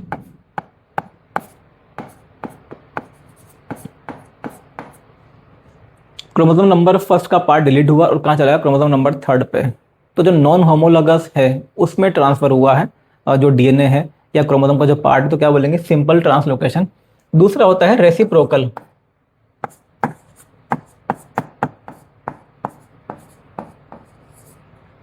रेसिप्रोकल ट्रांसलोकेशन, इसके अंदर क्या होता है, जो क्रोमोसोम होते हैं, जैसे मान लीजिए अगर फर्स्ट से अगर 3 पे गया है तो 3 का जो सेगमेंट है वो भी क्या आएगा, फर्स्ट पे आएगा। इसको हम क्या बोल देंगे, रेसिप्रोकल ट्रांसलोकेशन, कि जो नॉन होमोलोगस क्रोमोसोम है दोनों में एक्सचेंज हो रहा है। इसमें क्या होगा, केवल एक क्रोमोसोम से दूसरे पे जाएगा, तो उसको बोल देंगे क्या, सिंपल ट्रांसलोकेशन। यहाँ पे क्या होगा, दोनों से एक्सचेंज होगा। लेकिन ध्यान रखना है यहाँ पे दोनों ही केस में क्रोमोसोम कौन से हैं, नॉन होमोलोगस। भाई अगर सिंपल सी बात, अगर होमोलोगस हुआ वो तो क्रॉसिंग ओवर है, वो तो नॉर्मल केस है, वो डिजीज वाला केस नहीं है। यहाँ पे हम बात कर रहे हैं ट्रांसलोकेशन के बारे में, ये होता है किसके बीच में, नॉन होमोलोगस क्रोमोसोम के बीच में, ठीक है। तो देखिए यहाँ पे जो सिंपल है, अब सिंपल में एग्जाम्पल आप ले सकते हैं। इसमें एक एग्जांपल देखा गया, देखिए हुआ कि एक्चुअल में एक फैमिली थी, उसके अंदर डाउन सिंड्रोम के सिम्टम थे। अब डाउन सिंड्रोम का मतलब क्या होता है, उसमें 21st जो क्रोमोसोम है, ये दो नहीं बल्कि कितने होते हैं, 3 होते हैं। तो उस फैमिली के अंदर देखा गया, उसका मतलब जब उसके उस फैमिली के अंदर कई सारे मेंबर्स के अंदर जो डाउन सिंड्रोम है उसके सिम्टम देखने को मिल रहे थे, तो उनका जो पूरा कैरियोटाइप था वो चेक किया गया। अब इंटरेस्टिंग बात यहाँ पे ये थी कि उनके जो क्रोमोसोम है वो तो 46 दिखाई दे रहे थे, जबकि होता क्या है, डाउन डाउन सिंड्रोम के अंदर आते हैं कितने, 47 क्रोमोसोम। बट उनके जो भी मेंबर थे जिनके अंदर डाउन सिंड्रोम के इफेक्ट देखने को मिल रहे थे, उनके अंदर क्रोमोसोम कितने थे, 46। अब ये लोग काफ़ी कंफ्यूज हुए यहाँ पे कि ऐसा कैसे हो सकता है कि क्रोमोसोम तो 46 है, लेकिन जो सिम्टम्स है वो किसके मिल रहे हैं, डाउन सिंड्रोम के। तो थोड़ा सा उन्होंने और यहाँ पे जानने की कोशिश की, जब फिर से उनका पूरा कैरियोटाइप बनाया गया एंड थोड़ा सा डिटेल में देखा गया। अब देखो उन्होंने यहाँ पे क्या ऑब्जर्व किया, जो डॉक्टर थे उन्होंने यहाँ पे ऑब्जर्व किया कि एक्चुअल में क्या है, 21st तो नहीं, लेकिन जो 14 क्रोमोसोम है, भाई क्रोमोसोम नंबर 14 भी किस में होगा, पेयर में होगा। इन्होंने ऑब्जर्व किया कि जो क्रोमोसोम नंबर 14 है उनमें दो में से जो एक क्रोमोसोम है ये काफ़ी बड़ा है, मतलब ये जो क्रोमोसोम है काफ़ी बड़ा है। कौन सा, क्रोमोसोम नंबर 14। अब यहाँ से इनको पूरी जो कहानी है वो समझ में आती है कि एक्चुअल में देखो हुआ क्या, जो डाउन सिंड्रोम है उसके अंदर क्या होता है, 21st की मिलती है ट्राइसोमी, मतलब 21st वाला जो क्रोमोसोम है वो 3 मिलता है। लेकिन जो तीसरा वाला जो क्रोमोसोम था, मतलब जो एक्स्ट्रा वाला क्रोमोसोम था, उसका जो मेजर पार्ट है, उसका मेजर पार्ट ट्रांसफर हो गया किस पे, क्रोमोसोम नंबर 14 पे, और उससे जाके अटैच हो गया। जब उससे जाके अटैच हो गया तो जो एक्स्ट्रा वाला क्रोमोसोम था उसका मेजर पार्ट शिफ्ट हो गया, तो इस वजह से कैरियोटाइप के अंदर तो दिखाई दे नहीं रहा था, एंड जो क्रोमोसोम नंबर 14 है वो क्या होता है, बड़ा हो जाता है। तो कहने वाला सिंपल सा ये कि डाउन सिंड्रोम के यहाँ पे जीन भी प्रेजेंट है एंड एक्स्ट्रा क्रोमोसोम भी प्रेजेंट नहीं है, क्योंकि जो क्रोमोसोम का मेजर पोर्शन था वो क्रोमोसोम नंबर 14 पे आगे अटैच हो गया। इसी को बोला जाता है क्या, फैमिलियल डाउन सिंड्रोम। तो इसमें क्या होता है फिर, जैसे मान लीजिए जिस भी गैमेट के अंदर ये वाला क्रोमोसोम जाएगा, उस मेंबर के अंदर, मतलब जिस मेंबर में ये गैमेट जाएगा तो उस मेंबर के अंदर जो डाउन सिंड्रोम है उसके सिम्टम देखने को मिलेंगे। तो यहाँ पे क्रोमोसोम नंबर जो 21st था उसका मैक्सिमम पोर्शन ट्रांसफर हुआ है किस पे, 14 पे। भाई कहाँ 21st और कहाँ 14, ये कैसे हैं, नॉन होमोलोगस। इसको हम क्या बोलेंगे, सिंपल ट्रांसलोकेशन। दूसरा आता है रेसिप्रोकल ट्रांसलोकेशन। इसका भी एक एग्जांपल हमारे पास में है। देखिए ह्यूमन बीइंग के अंदर एक डिजीज मिलती है CML, क्रोनिक माइलोइड ल्यूकेमिया। ये होता है एक तरह का कैंसर, मतलब ब्लड कैंसर होता है। अब देखिए इसके अंदर होता क्या है, जब इसको पता किया गया तो हमारा जो क्रोमोसोम नंबर 22 है एंड क्रोमोसोम नंबर 9, इनमें होता है एक्सचेंज। तब क्रोमोसोम नंबर 22 का कुछ पार्ट तो चला जाता है कहाँ पे, क्रोमोसोम नंबर 9 में, इसमें ऐड हो जाता है, एंड इसका जो कुछ पार्ट है ये कट होकर कहाँ जाता है, क्रोमोसोम नंबर 22 में।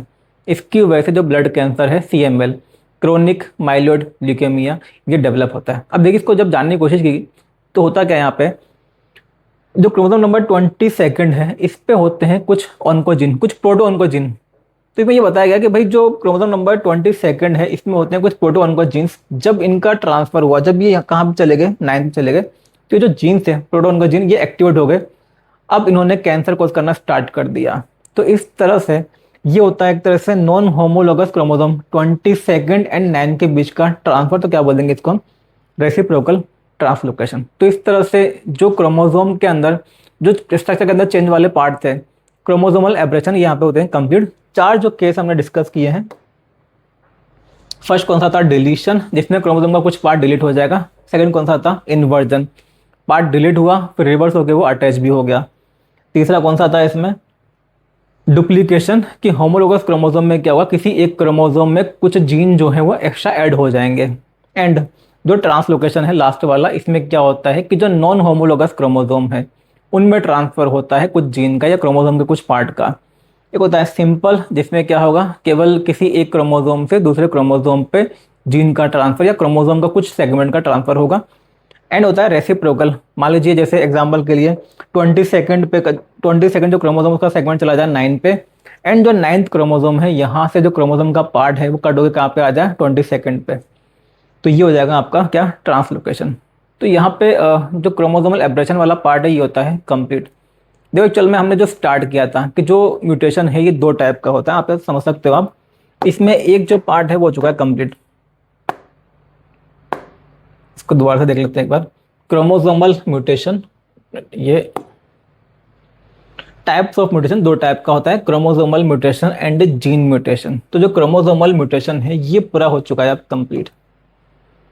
हमने स्टार्ट किया था क्रोमोसोमल म्यूटेशन, इसमें हमने किए थे 2 टाइप कि भाई क्रोमोसोम के अंदर म्यूटेशन या तो होगा किसमें नंबर में चेंज या फिर किसमें होगा स्ट्रक्चर में चेंज। अगर नंबर चेंज होता है तो हेट्रोप्लॉइडी, अगर स्ट्रक्चर चेंज होता है तो क्या बोलते हैं उसको हम क्रोमोसोमल एब्रेशन। अच्छा जो नंबर में चेंज है उसको क्या बोला हेट्रोप्लॉइडी। उसमें चेंज होता है 2 टाइप का, क्या तो होता है क्या यूप्लॉइडी मतलब पूरा सेट चेंज होगा, या फिर एन्यूप्लॉइडी मतलब जो क्रोमोसोम है 1 या 2 चेंज होंगे। जो यूप्लॉइडी है उसके बारे में हमने देखा। फिर हम आए किस पे एन्यूप्लॉइडी में, उसमें हमने देखा या तो होता है हाइपर एन्यूप्लॉइडी, क्रोमोसोम का नंबर बढ़ जाएगा, या फिर क्या होता है हाइपो एन्यूप्लॉइडी जिसमें क्या होता है क्रोमोसोम का नंबर कम हो जाता है। उसके बाद फिर हमने देखा किसके बारे में क्रोमोसोमल एब्रेशन के बारे में, जिसमें हम देखे 4 टाइप, डिलीशन, इन्वर्जन, उसके बाद में डुप्लीकेशन, देन ट्रांसलोकेशन। तो ये वाला सेगमेंट होता है कंप्लीट। अब हम स्टार्ट करेंगे किसके बारे में, जीन म्यूटेशन के बारे में। तो अब हम इसमें देखेंगे जीन म्यूटेशन।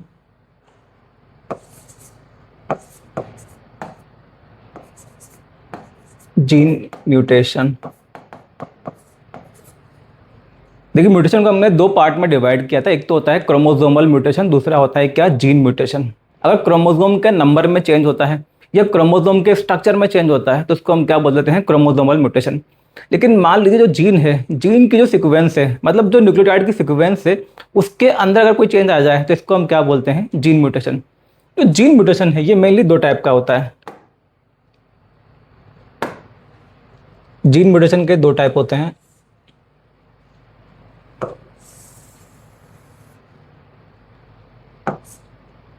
एक तो होता है पॉइंट म्यूटेशन, एक होता है frame shift mutation. Gene mutation में एक तो होता है पॉइंट म्यूटेशन,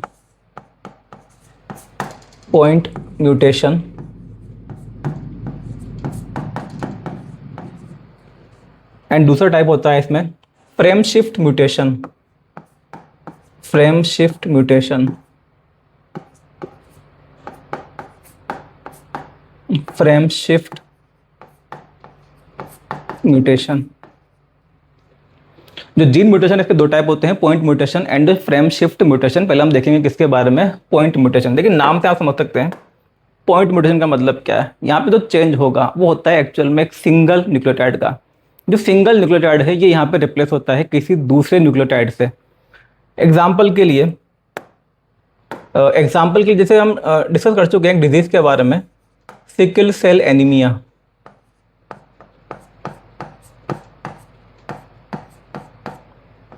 सिकल सेल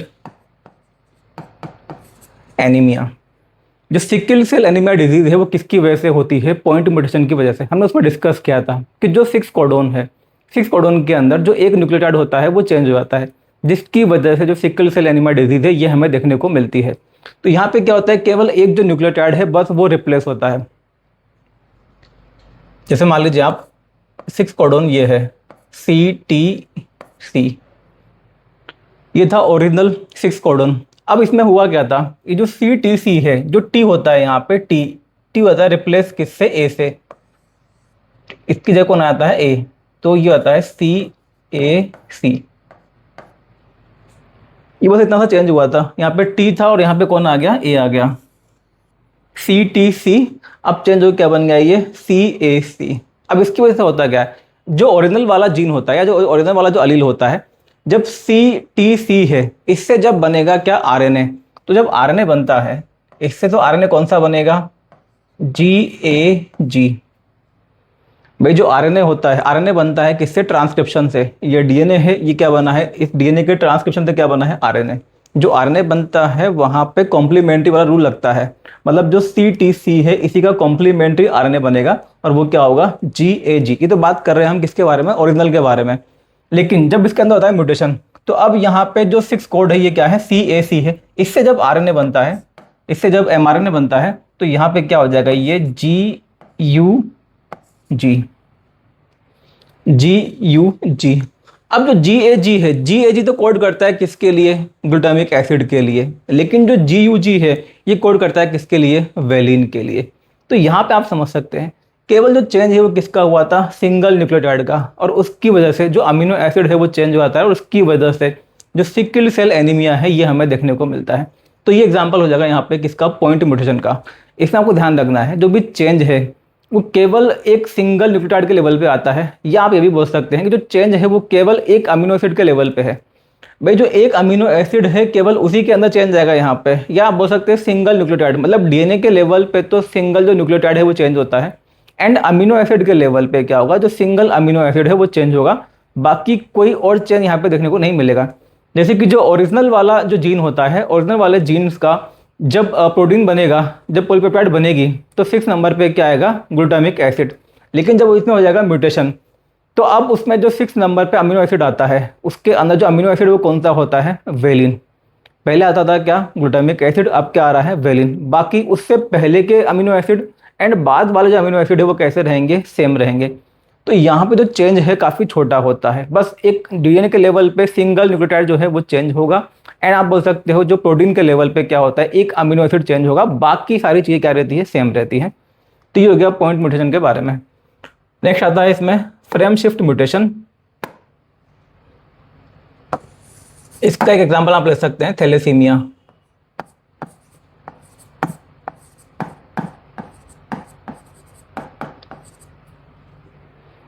तो जो थैलेसीमिया है इसके एक्चुअल में और भी रीजन होते हैं। एक रीजन इसका होता है क्या, फ्रेम शिफ्ट म्यूटेशन। अब देखिए इसका मतलब क्या है, फ्रेम शिफ्ट म्यूटेशन। यहाँ पे क्या होता है, पूरा जो फ्रेम है वो चेंज हो जाता है। अच्छा, एक्चुअल में यहाँ पे क्या है कि यहाँ पे जो न्यूक्लियोटाइड है, कोई जो न्यूक्लियोटाइड है या तो वो ऐड होता है या फिर वो डिलीट होता है। यहाँ पे क्या होता है, यहाँ पे होता है सब्स्टिट्यूशन। जो पॉइंट म्यूटेशन है इसके अंदर क्या हुआ, जैसे यहाँ पे टी था, टी रिप्लेस हुआ और कौन आ गया, यहाँ पे ए आ गया। तो जितने न्यूक्लियोटाइड पहले थे उतने ही न्यूक्लियोटाइड म्यूटेशन के बाद में भी होते हैं। तो यहाँ पे होता है केवल क्या, रिप्लेसमेंट, या आप क्या बोल सकते हो इसको, सब्स्टिट्यूशन। जो पॉइंट म्यूटेशन है इसके अंदर एक्चुअल में क्या होता है, सब्स्टिट्यूशन। सब्स्टिट्यूशन जो एक न्यूक्लियोटाइड है उसको दूसरा वाला जो न्यूक्लियोटाइड है वो क्या कर देता है, रिप्लेस कर देता है या सब्स्टिट्यूट कर देता है। कहने का मतलब ये है कि म्यूटेशन के बाद भी पहले जितने न्यूक्लियोटाइड थे उतने ही जो न्यूक्लियोटाइड है वो बाद में भी रहते हैं। नंबर ऑफ न्यूक्लियोटाइड में आपको कोई चेंज नहीं आता है। लेकिन जो फ्रेम शिफ्ट म्यूटेशन है इसमें क्या होता है, अगर मान लीजिए कि कोई सीक्वेंस है, किसी सीक्वेंस के अंदर एक जो नया न्यूक्लियोटाइड है वो ऐड हो जाए, तो ऑब्वियस सी बात है एक जो न्यूक्लियोटाइड है वो बढ़ जाएगा, या फिर जो सीक्वेंस है उसमें से कोई जो एग्जिस्टिंग न्यूक्लियोटाइड है वो क्या हो जाए, डिलीट हो जाए। तो मतलब ये है कि जो न्यूक्लियोटाइड है वो क्या हो जाएगा, कम हो जाएगा। तो या तो जो न्यूक्लियोटाइड है वो ज़्यादा हो जाए या फिर कम हो जाए, मतलब एडिशन या फिर डिलीशन। जो फ्रेम शिफ्ट है इसके अंदर क्या होता है, या तो एडिशन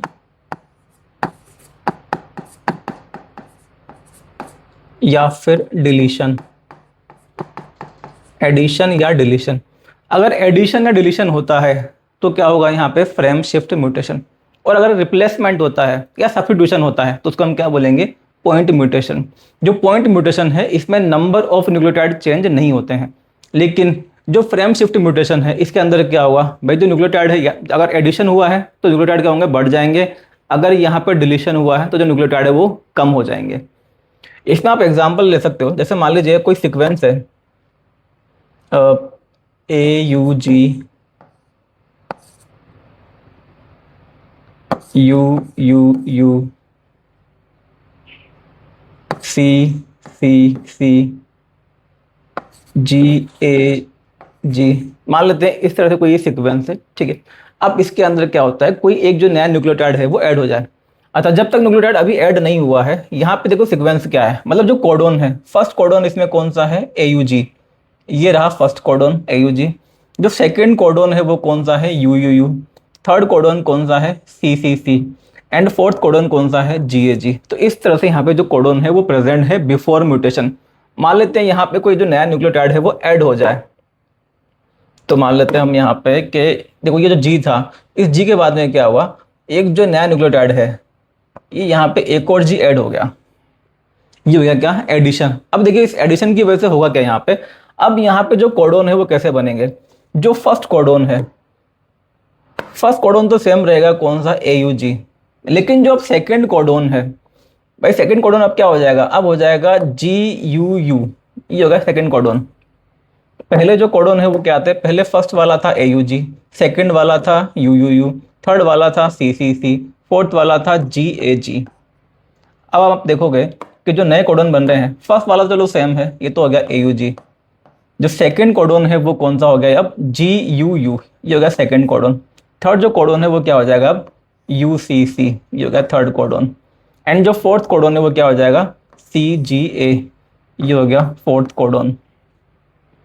तो कहने का मतलब सिंपल सा ये है कि यहाँ पे जब एडिशन होगा उसकी वजह से आप देखो पूरा जो फ्रेम, मतलब जहाँ पे एडिशन हुआ है वहां से ही क्या होगा, पूरा जो फ्रेम है वो चेंज हो जाएगा।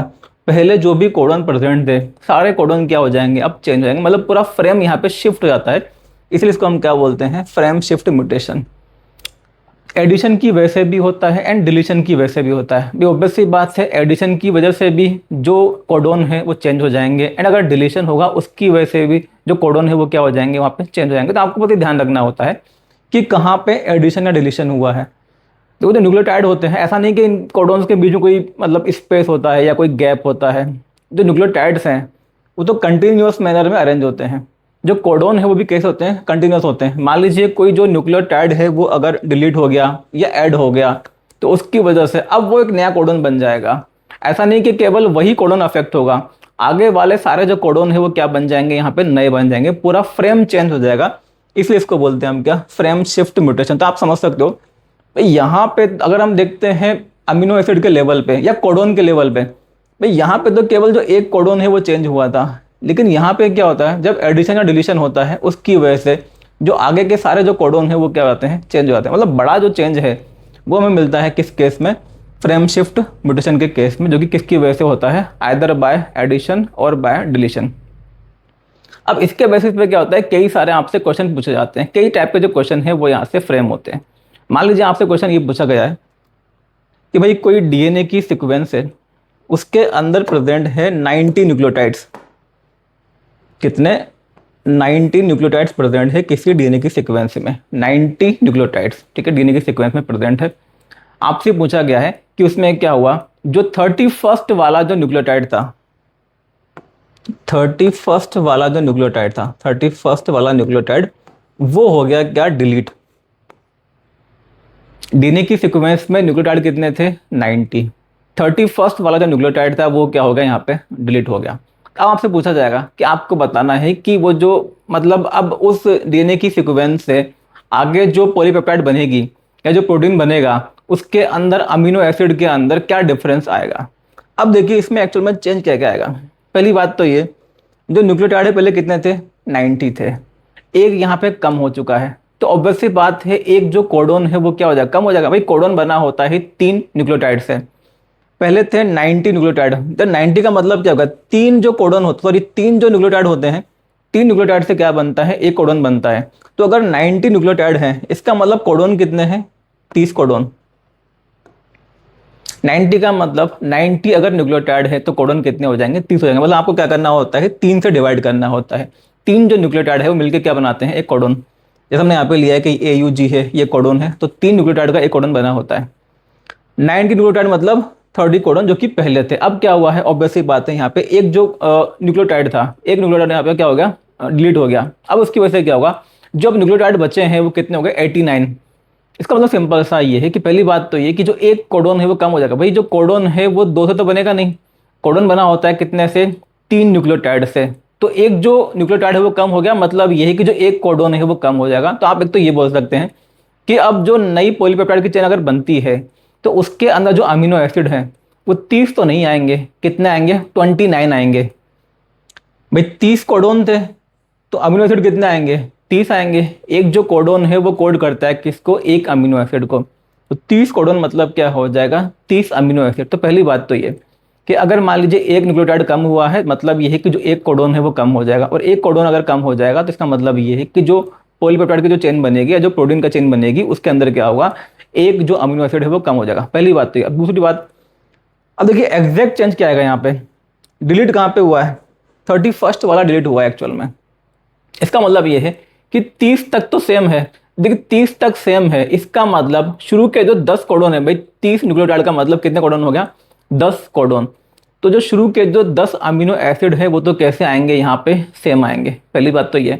अब क्या हुआ, आगे जो 31st वाला था वो क्या हो गया, डिलीट हो गया। तो मतलब आगे क्या हो गया यहाँ पे, फ्रेम शिफ्ट म्यूटेशन। आने वाले जो भी अब न्यूक्लियोटाइड हैं, मतलब जो भी अब सीक्वेंस है, जो भी कोडोन है, वो क्या हो गए यहाँ पे, चेंज हो गए। तो शुरू के जो 10 अमीनो एसिड है वो तो पहले जैसे आएंगे। अब उसके बाद वाले जो 19 अमीनो एसिड हैं वो कैसे आएंगे, यहाँ पे डिफरेंट आएंगे, क्योंकि यहाँ पे क्या हो चुका है, डिलीशन हो चुका है, जिसकी वजह से जो पूरा फ्रेम है वो आगे का चेंज हो जाएगा। नए जो न्यूक्लियोटाइड है, नए जो यहाँ पे जो सीक्वेंस बनी है, नए जो कोडोन बने हैं, उसकी वजह से नए जो अमीनो एसिड है वो हमें देखने को मिलेंगे।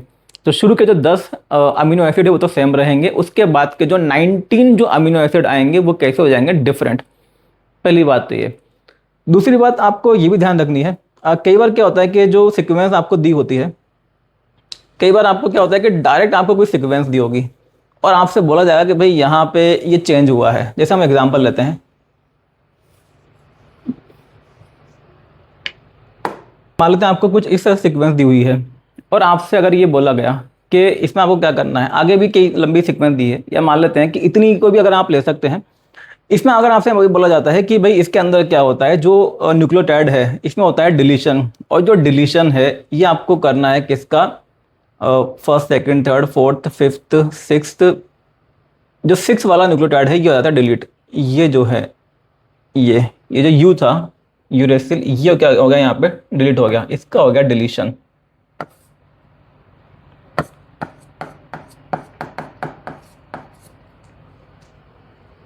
तो ये यहाँ पे डिलीट हो गया। अब आपसे अगर पूछा जाएगा कि भाई जो नई पॉलीपेप्टाइड चेन बनेगी इसमें क्या डिफरेंस आएगा, एक तो आपको ध्यान रखना था कि भाई जितने भी न्यूक्लियोटाइड होते हैं, ऑब्वियसली बात है एक क्या हो गया, कम हो गया, तो उसकी वजह से क्या होगा, जो एक जो कोडोन है वो कम हो जाएगा। जैसे यहाँ पे आप देखोगे, यहाँ पे कोडोन कितने थे, 1 2 3 4।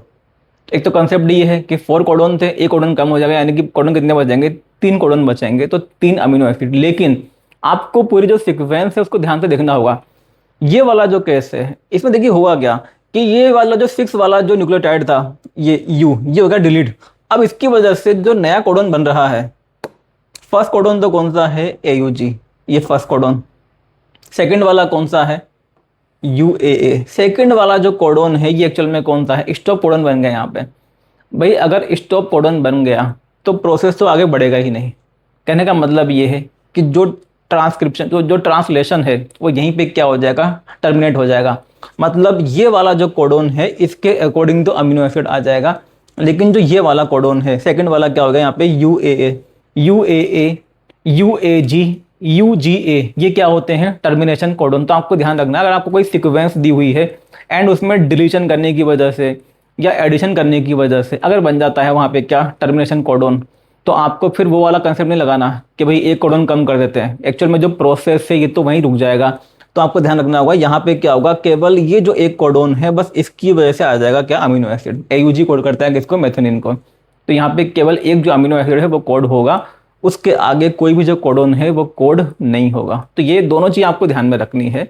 एक तो ध्यान रखना है कि अगर कोई टर्मिनेशन कोडोन नहीं, मतलब सिंपल सी बात ये है, अगर आपको कोई सीक्वेंस डायरेक्ट दी हुई है तो आपको एक एक कोडोन को ध्यान से देखना होगा कि कहीं बीच में कोई जो टर्मिनेशन कोडोन है उसका फॉर्मेशन तो नहीं होता है। अगर उसका फॉर्मेशन नहीं हो रहा है तब तो आप क्या करेंगे, जो एक कोडोन है उसको कम कर देंगे। मतलब अगर मान लीजिए डिलीशन हुआ है तो एक कोडोन को कम कर देंगे, लेकिन अगर क्या बन जाए वहाँ पे टर्मिनेशन कोडोन, तो आगे का जो प्रोसेस है वो वहीं पे स्टॉप हो जाएगा और उससे पहले वाला जो कोडोन है बस उसी से अमीनो एसिड क्या होगा, यहाँ पे कोड होगा।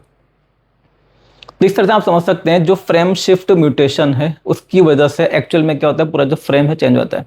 तो ये हो गया आपके दो type, point mutation and frame shift mutation. जो पॉइंट म्यूटेशन है इसके अंदर तो क्या होता है, केवल जो कोडोन है एक कोडोन चेंज होता है, लेकिन जो फ्रेम शिफ्ट म्यूटेशन है इसमें क्या होता है, पूरा जो फ्रेम है ये यहाँ पे चेंज हो जाता है।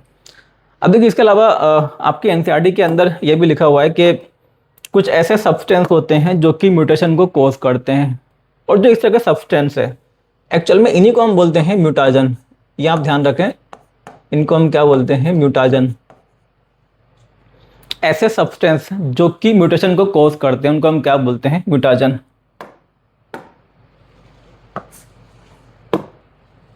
ऐसे सब्सटेंस विच कॉजेस म्यूटेशन,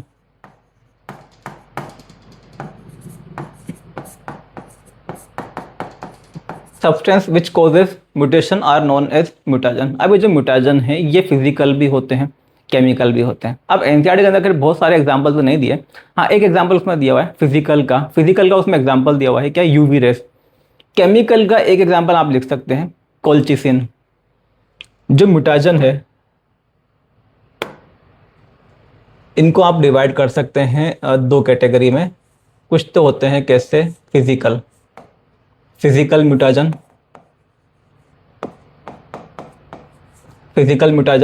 और कुछ कैसे होते हैं, केमिकल म्यूटाजन।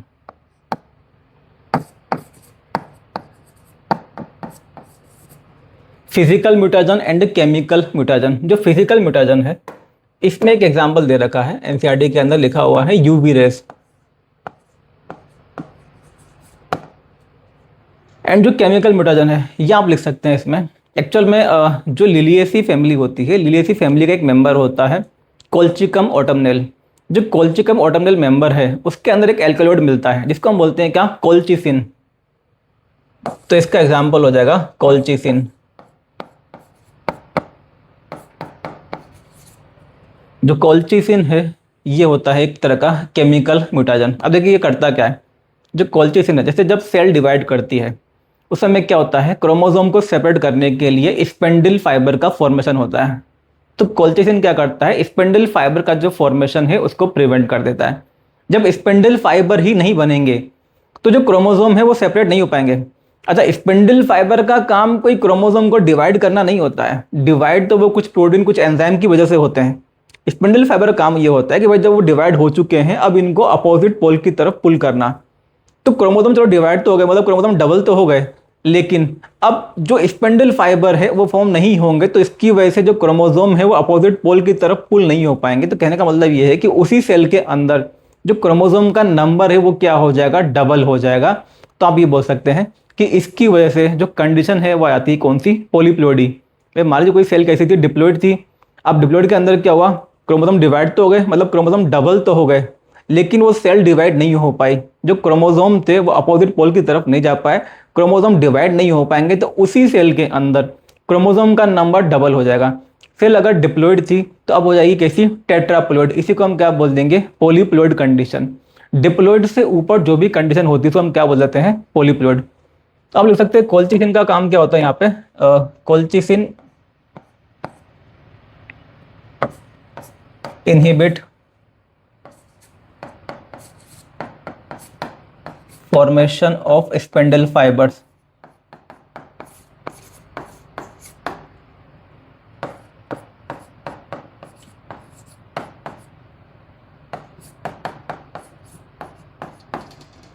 जो कोल्चिसिन है वो क्या करता है, स्पेंडल फाइबर के फॉर्मेशन को इनहिबिट कर देता है, जिसकी वजह से क्या होगा, जो क्रोमोसोम है वो डिवाइड नहीं हो पाएंगे, उसी सेल के अंदर क्रोमोसोम का नंबर डबल हो जाएगा, तो सेल है वो हो जाएगी कैसी, पॉलीप्लोइड। तो इसकी वजह से ये एक्चुअल में इंड्यूस करता है किसको, पॉलीप्लोइडी को। It induces polyploidy.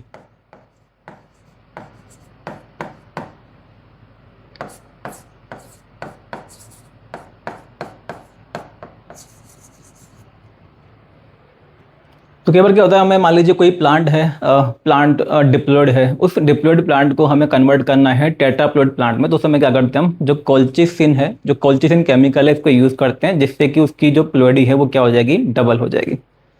तो ये हो गया इसमें म्यूटाजन के बारे में। दो टाइप के होते हैं mainly, physical and chemical. Physical में एग्जाम्पल याद रखना है यूवी रेस।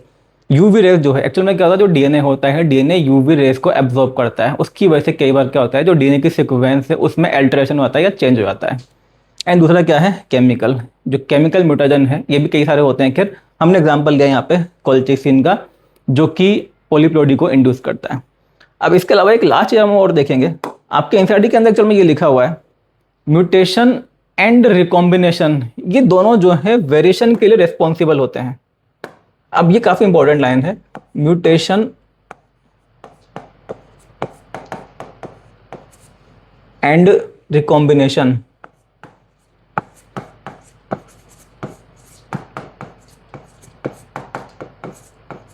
ये दोनों जो है रेस्पॉन्सिबल होते हैं किसके लिए, वेरिएशन के लिए।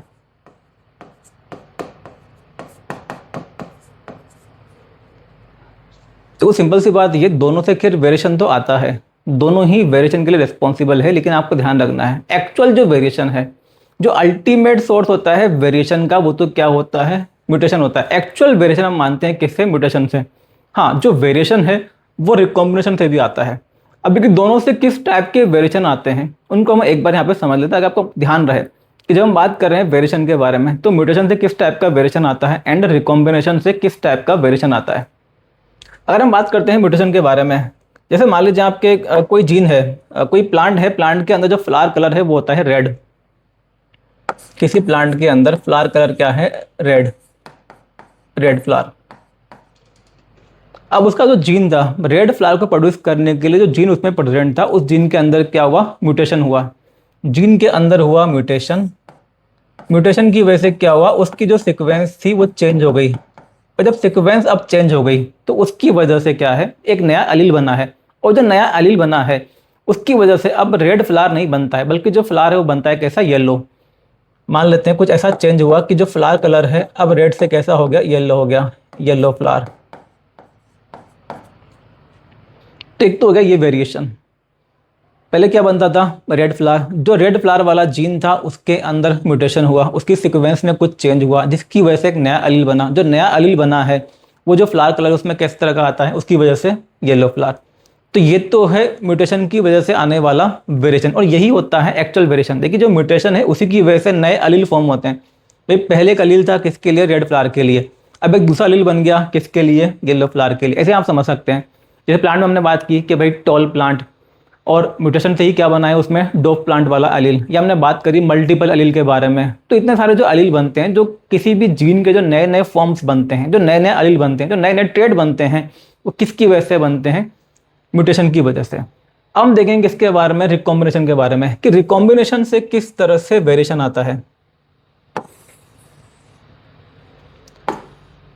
जैसे मान लेते हैं हम कोई यहाँ पे ये क्रोमोसोम है और ये दूसरा क्रोमोसोम इसका, ये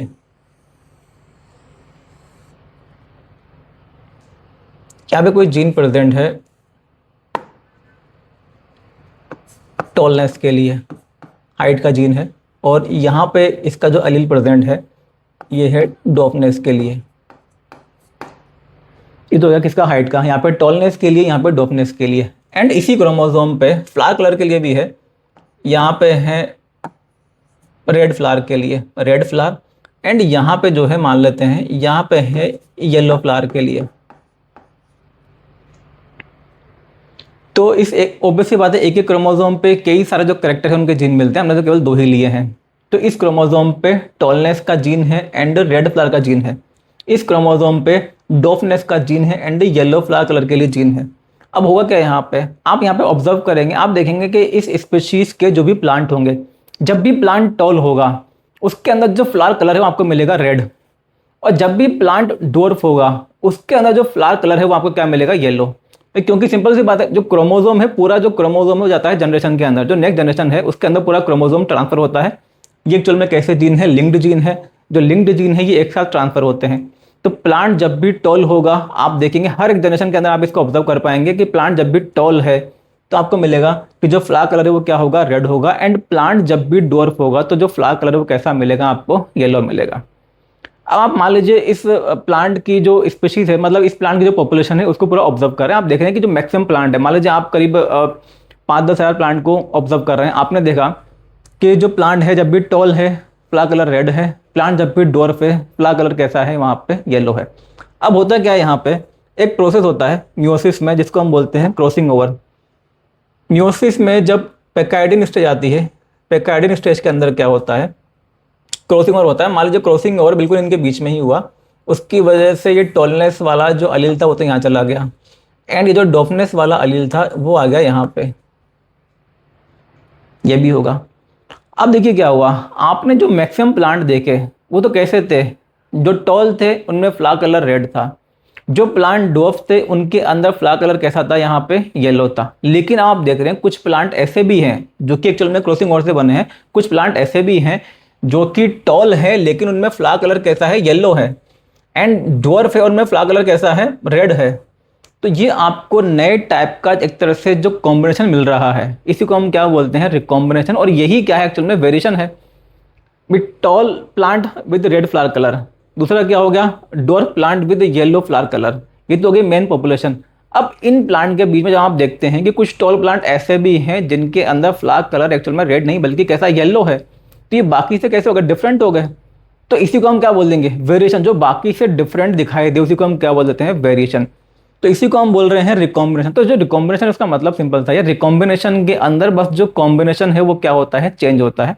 यहाँ पे कोई नया अलील या कोई नया ट्रेट नहीं बनता है भाई, सिंपल सी बात है। अलील तो यहाँ पे वही है, ये टॉलनेस का था, ये डॉफनेस का है, ये रेड वाला है, ये येलो वाला है। बस हुआ क्या है यहाँ पे, ये टॉल वाला पहले यहाँ पे था, ये यहाँ से यहाँ चला गया, डॉफनेस वाला यहाँ से यहाँ आ गया। बस अपनी जो पोजीशन है वो उन्होंने चेंज की है, अपना जो कॉम्बिनेशन है वो उन्होंने चेंज किया है। तो ये जब कॉम्बिनेशन नया चेंज होता है, जब नया कॉम्बिनेशन बनता है, उसकी वजह से भी जो ऑर्गेनिज्म है, बाकी के जो ऑर्गेनिज्म है, मतलब उसी स्पीशीज के जो बाकी के ऑर्गेनिज्म है, उनके थोड़ा सा वो डिफरेंट दिखाई देता है। इसी को हम क्या बोल देते हैं, वेरिएशन। तो ये भी एक तरह का वेरिएशन है। तो इस तरह से आपको ध्यान रखना है, ये वाला जो वेरिएशन है एक्चुअल में, इसी को हम बोलते हैं क्या, रिकॉम्बिनेशन।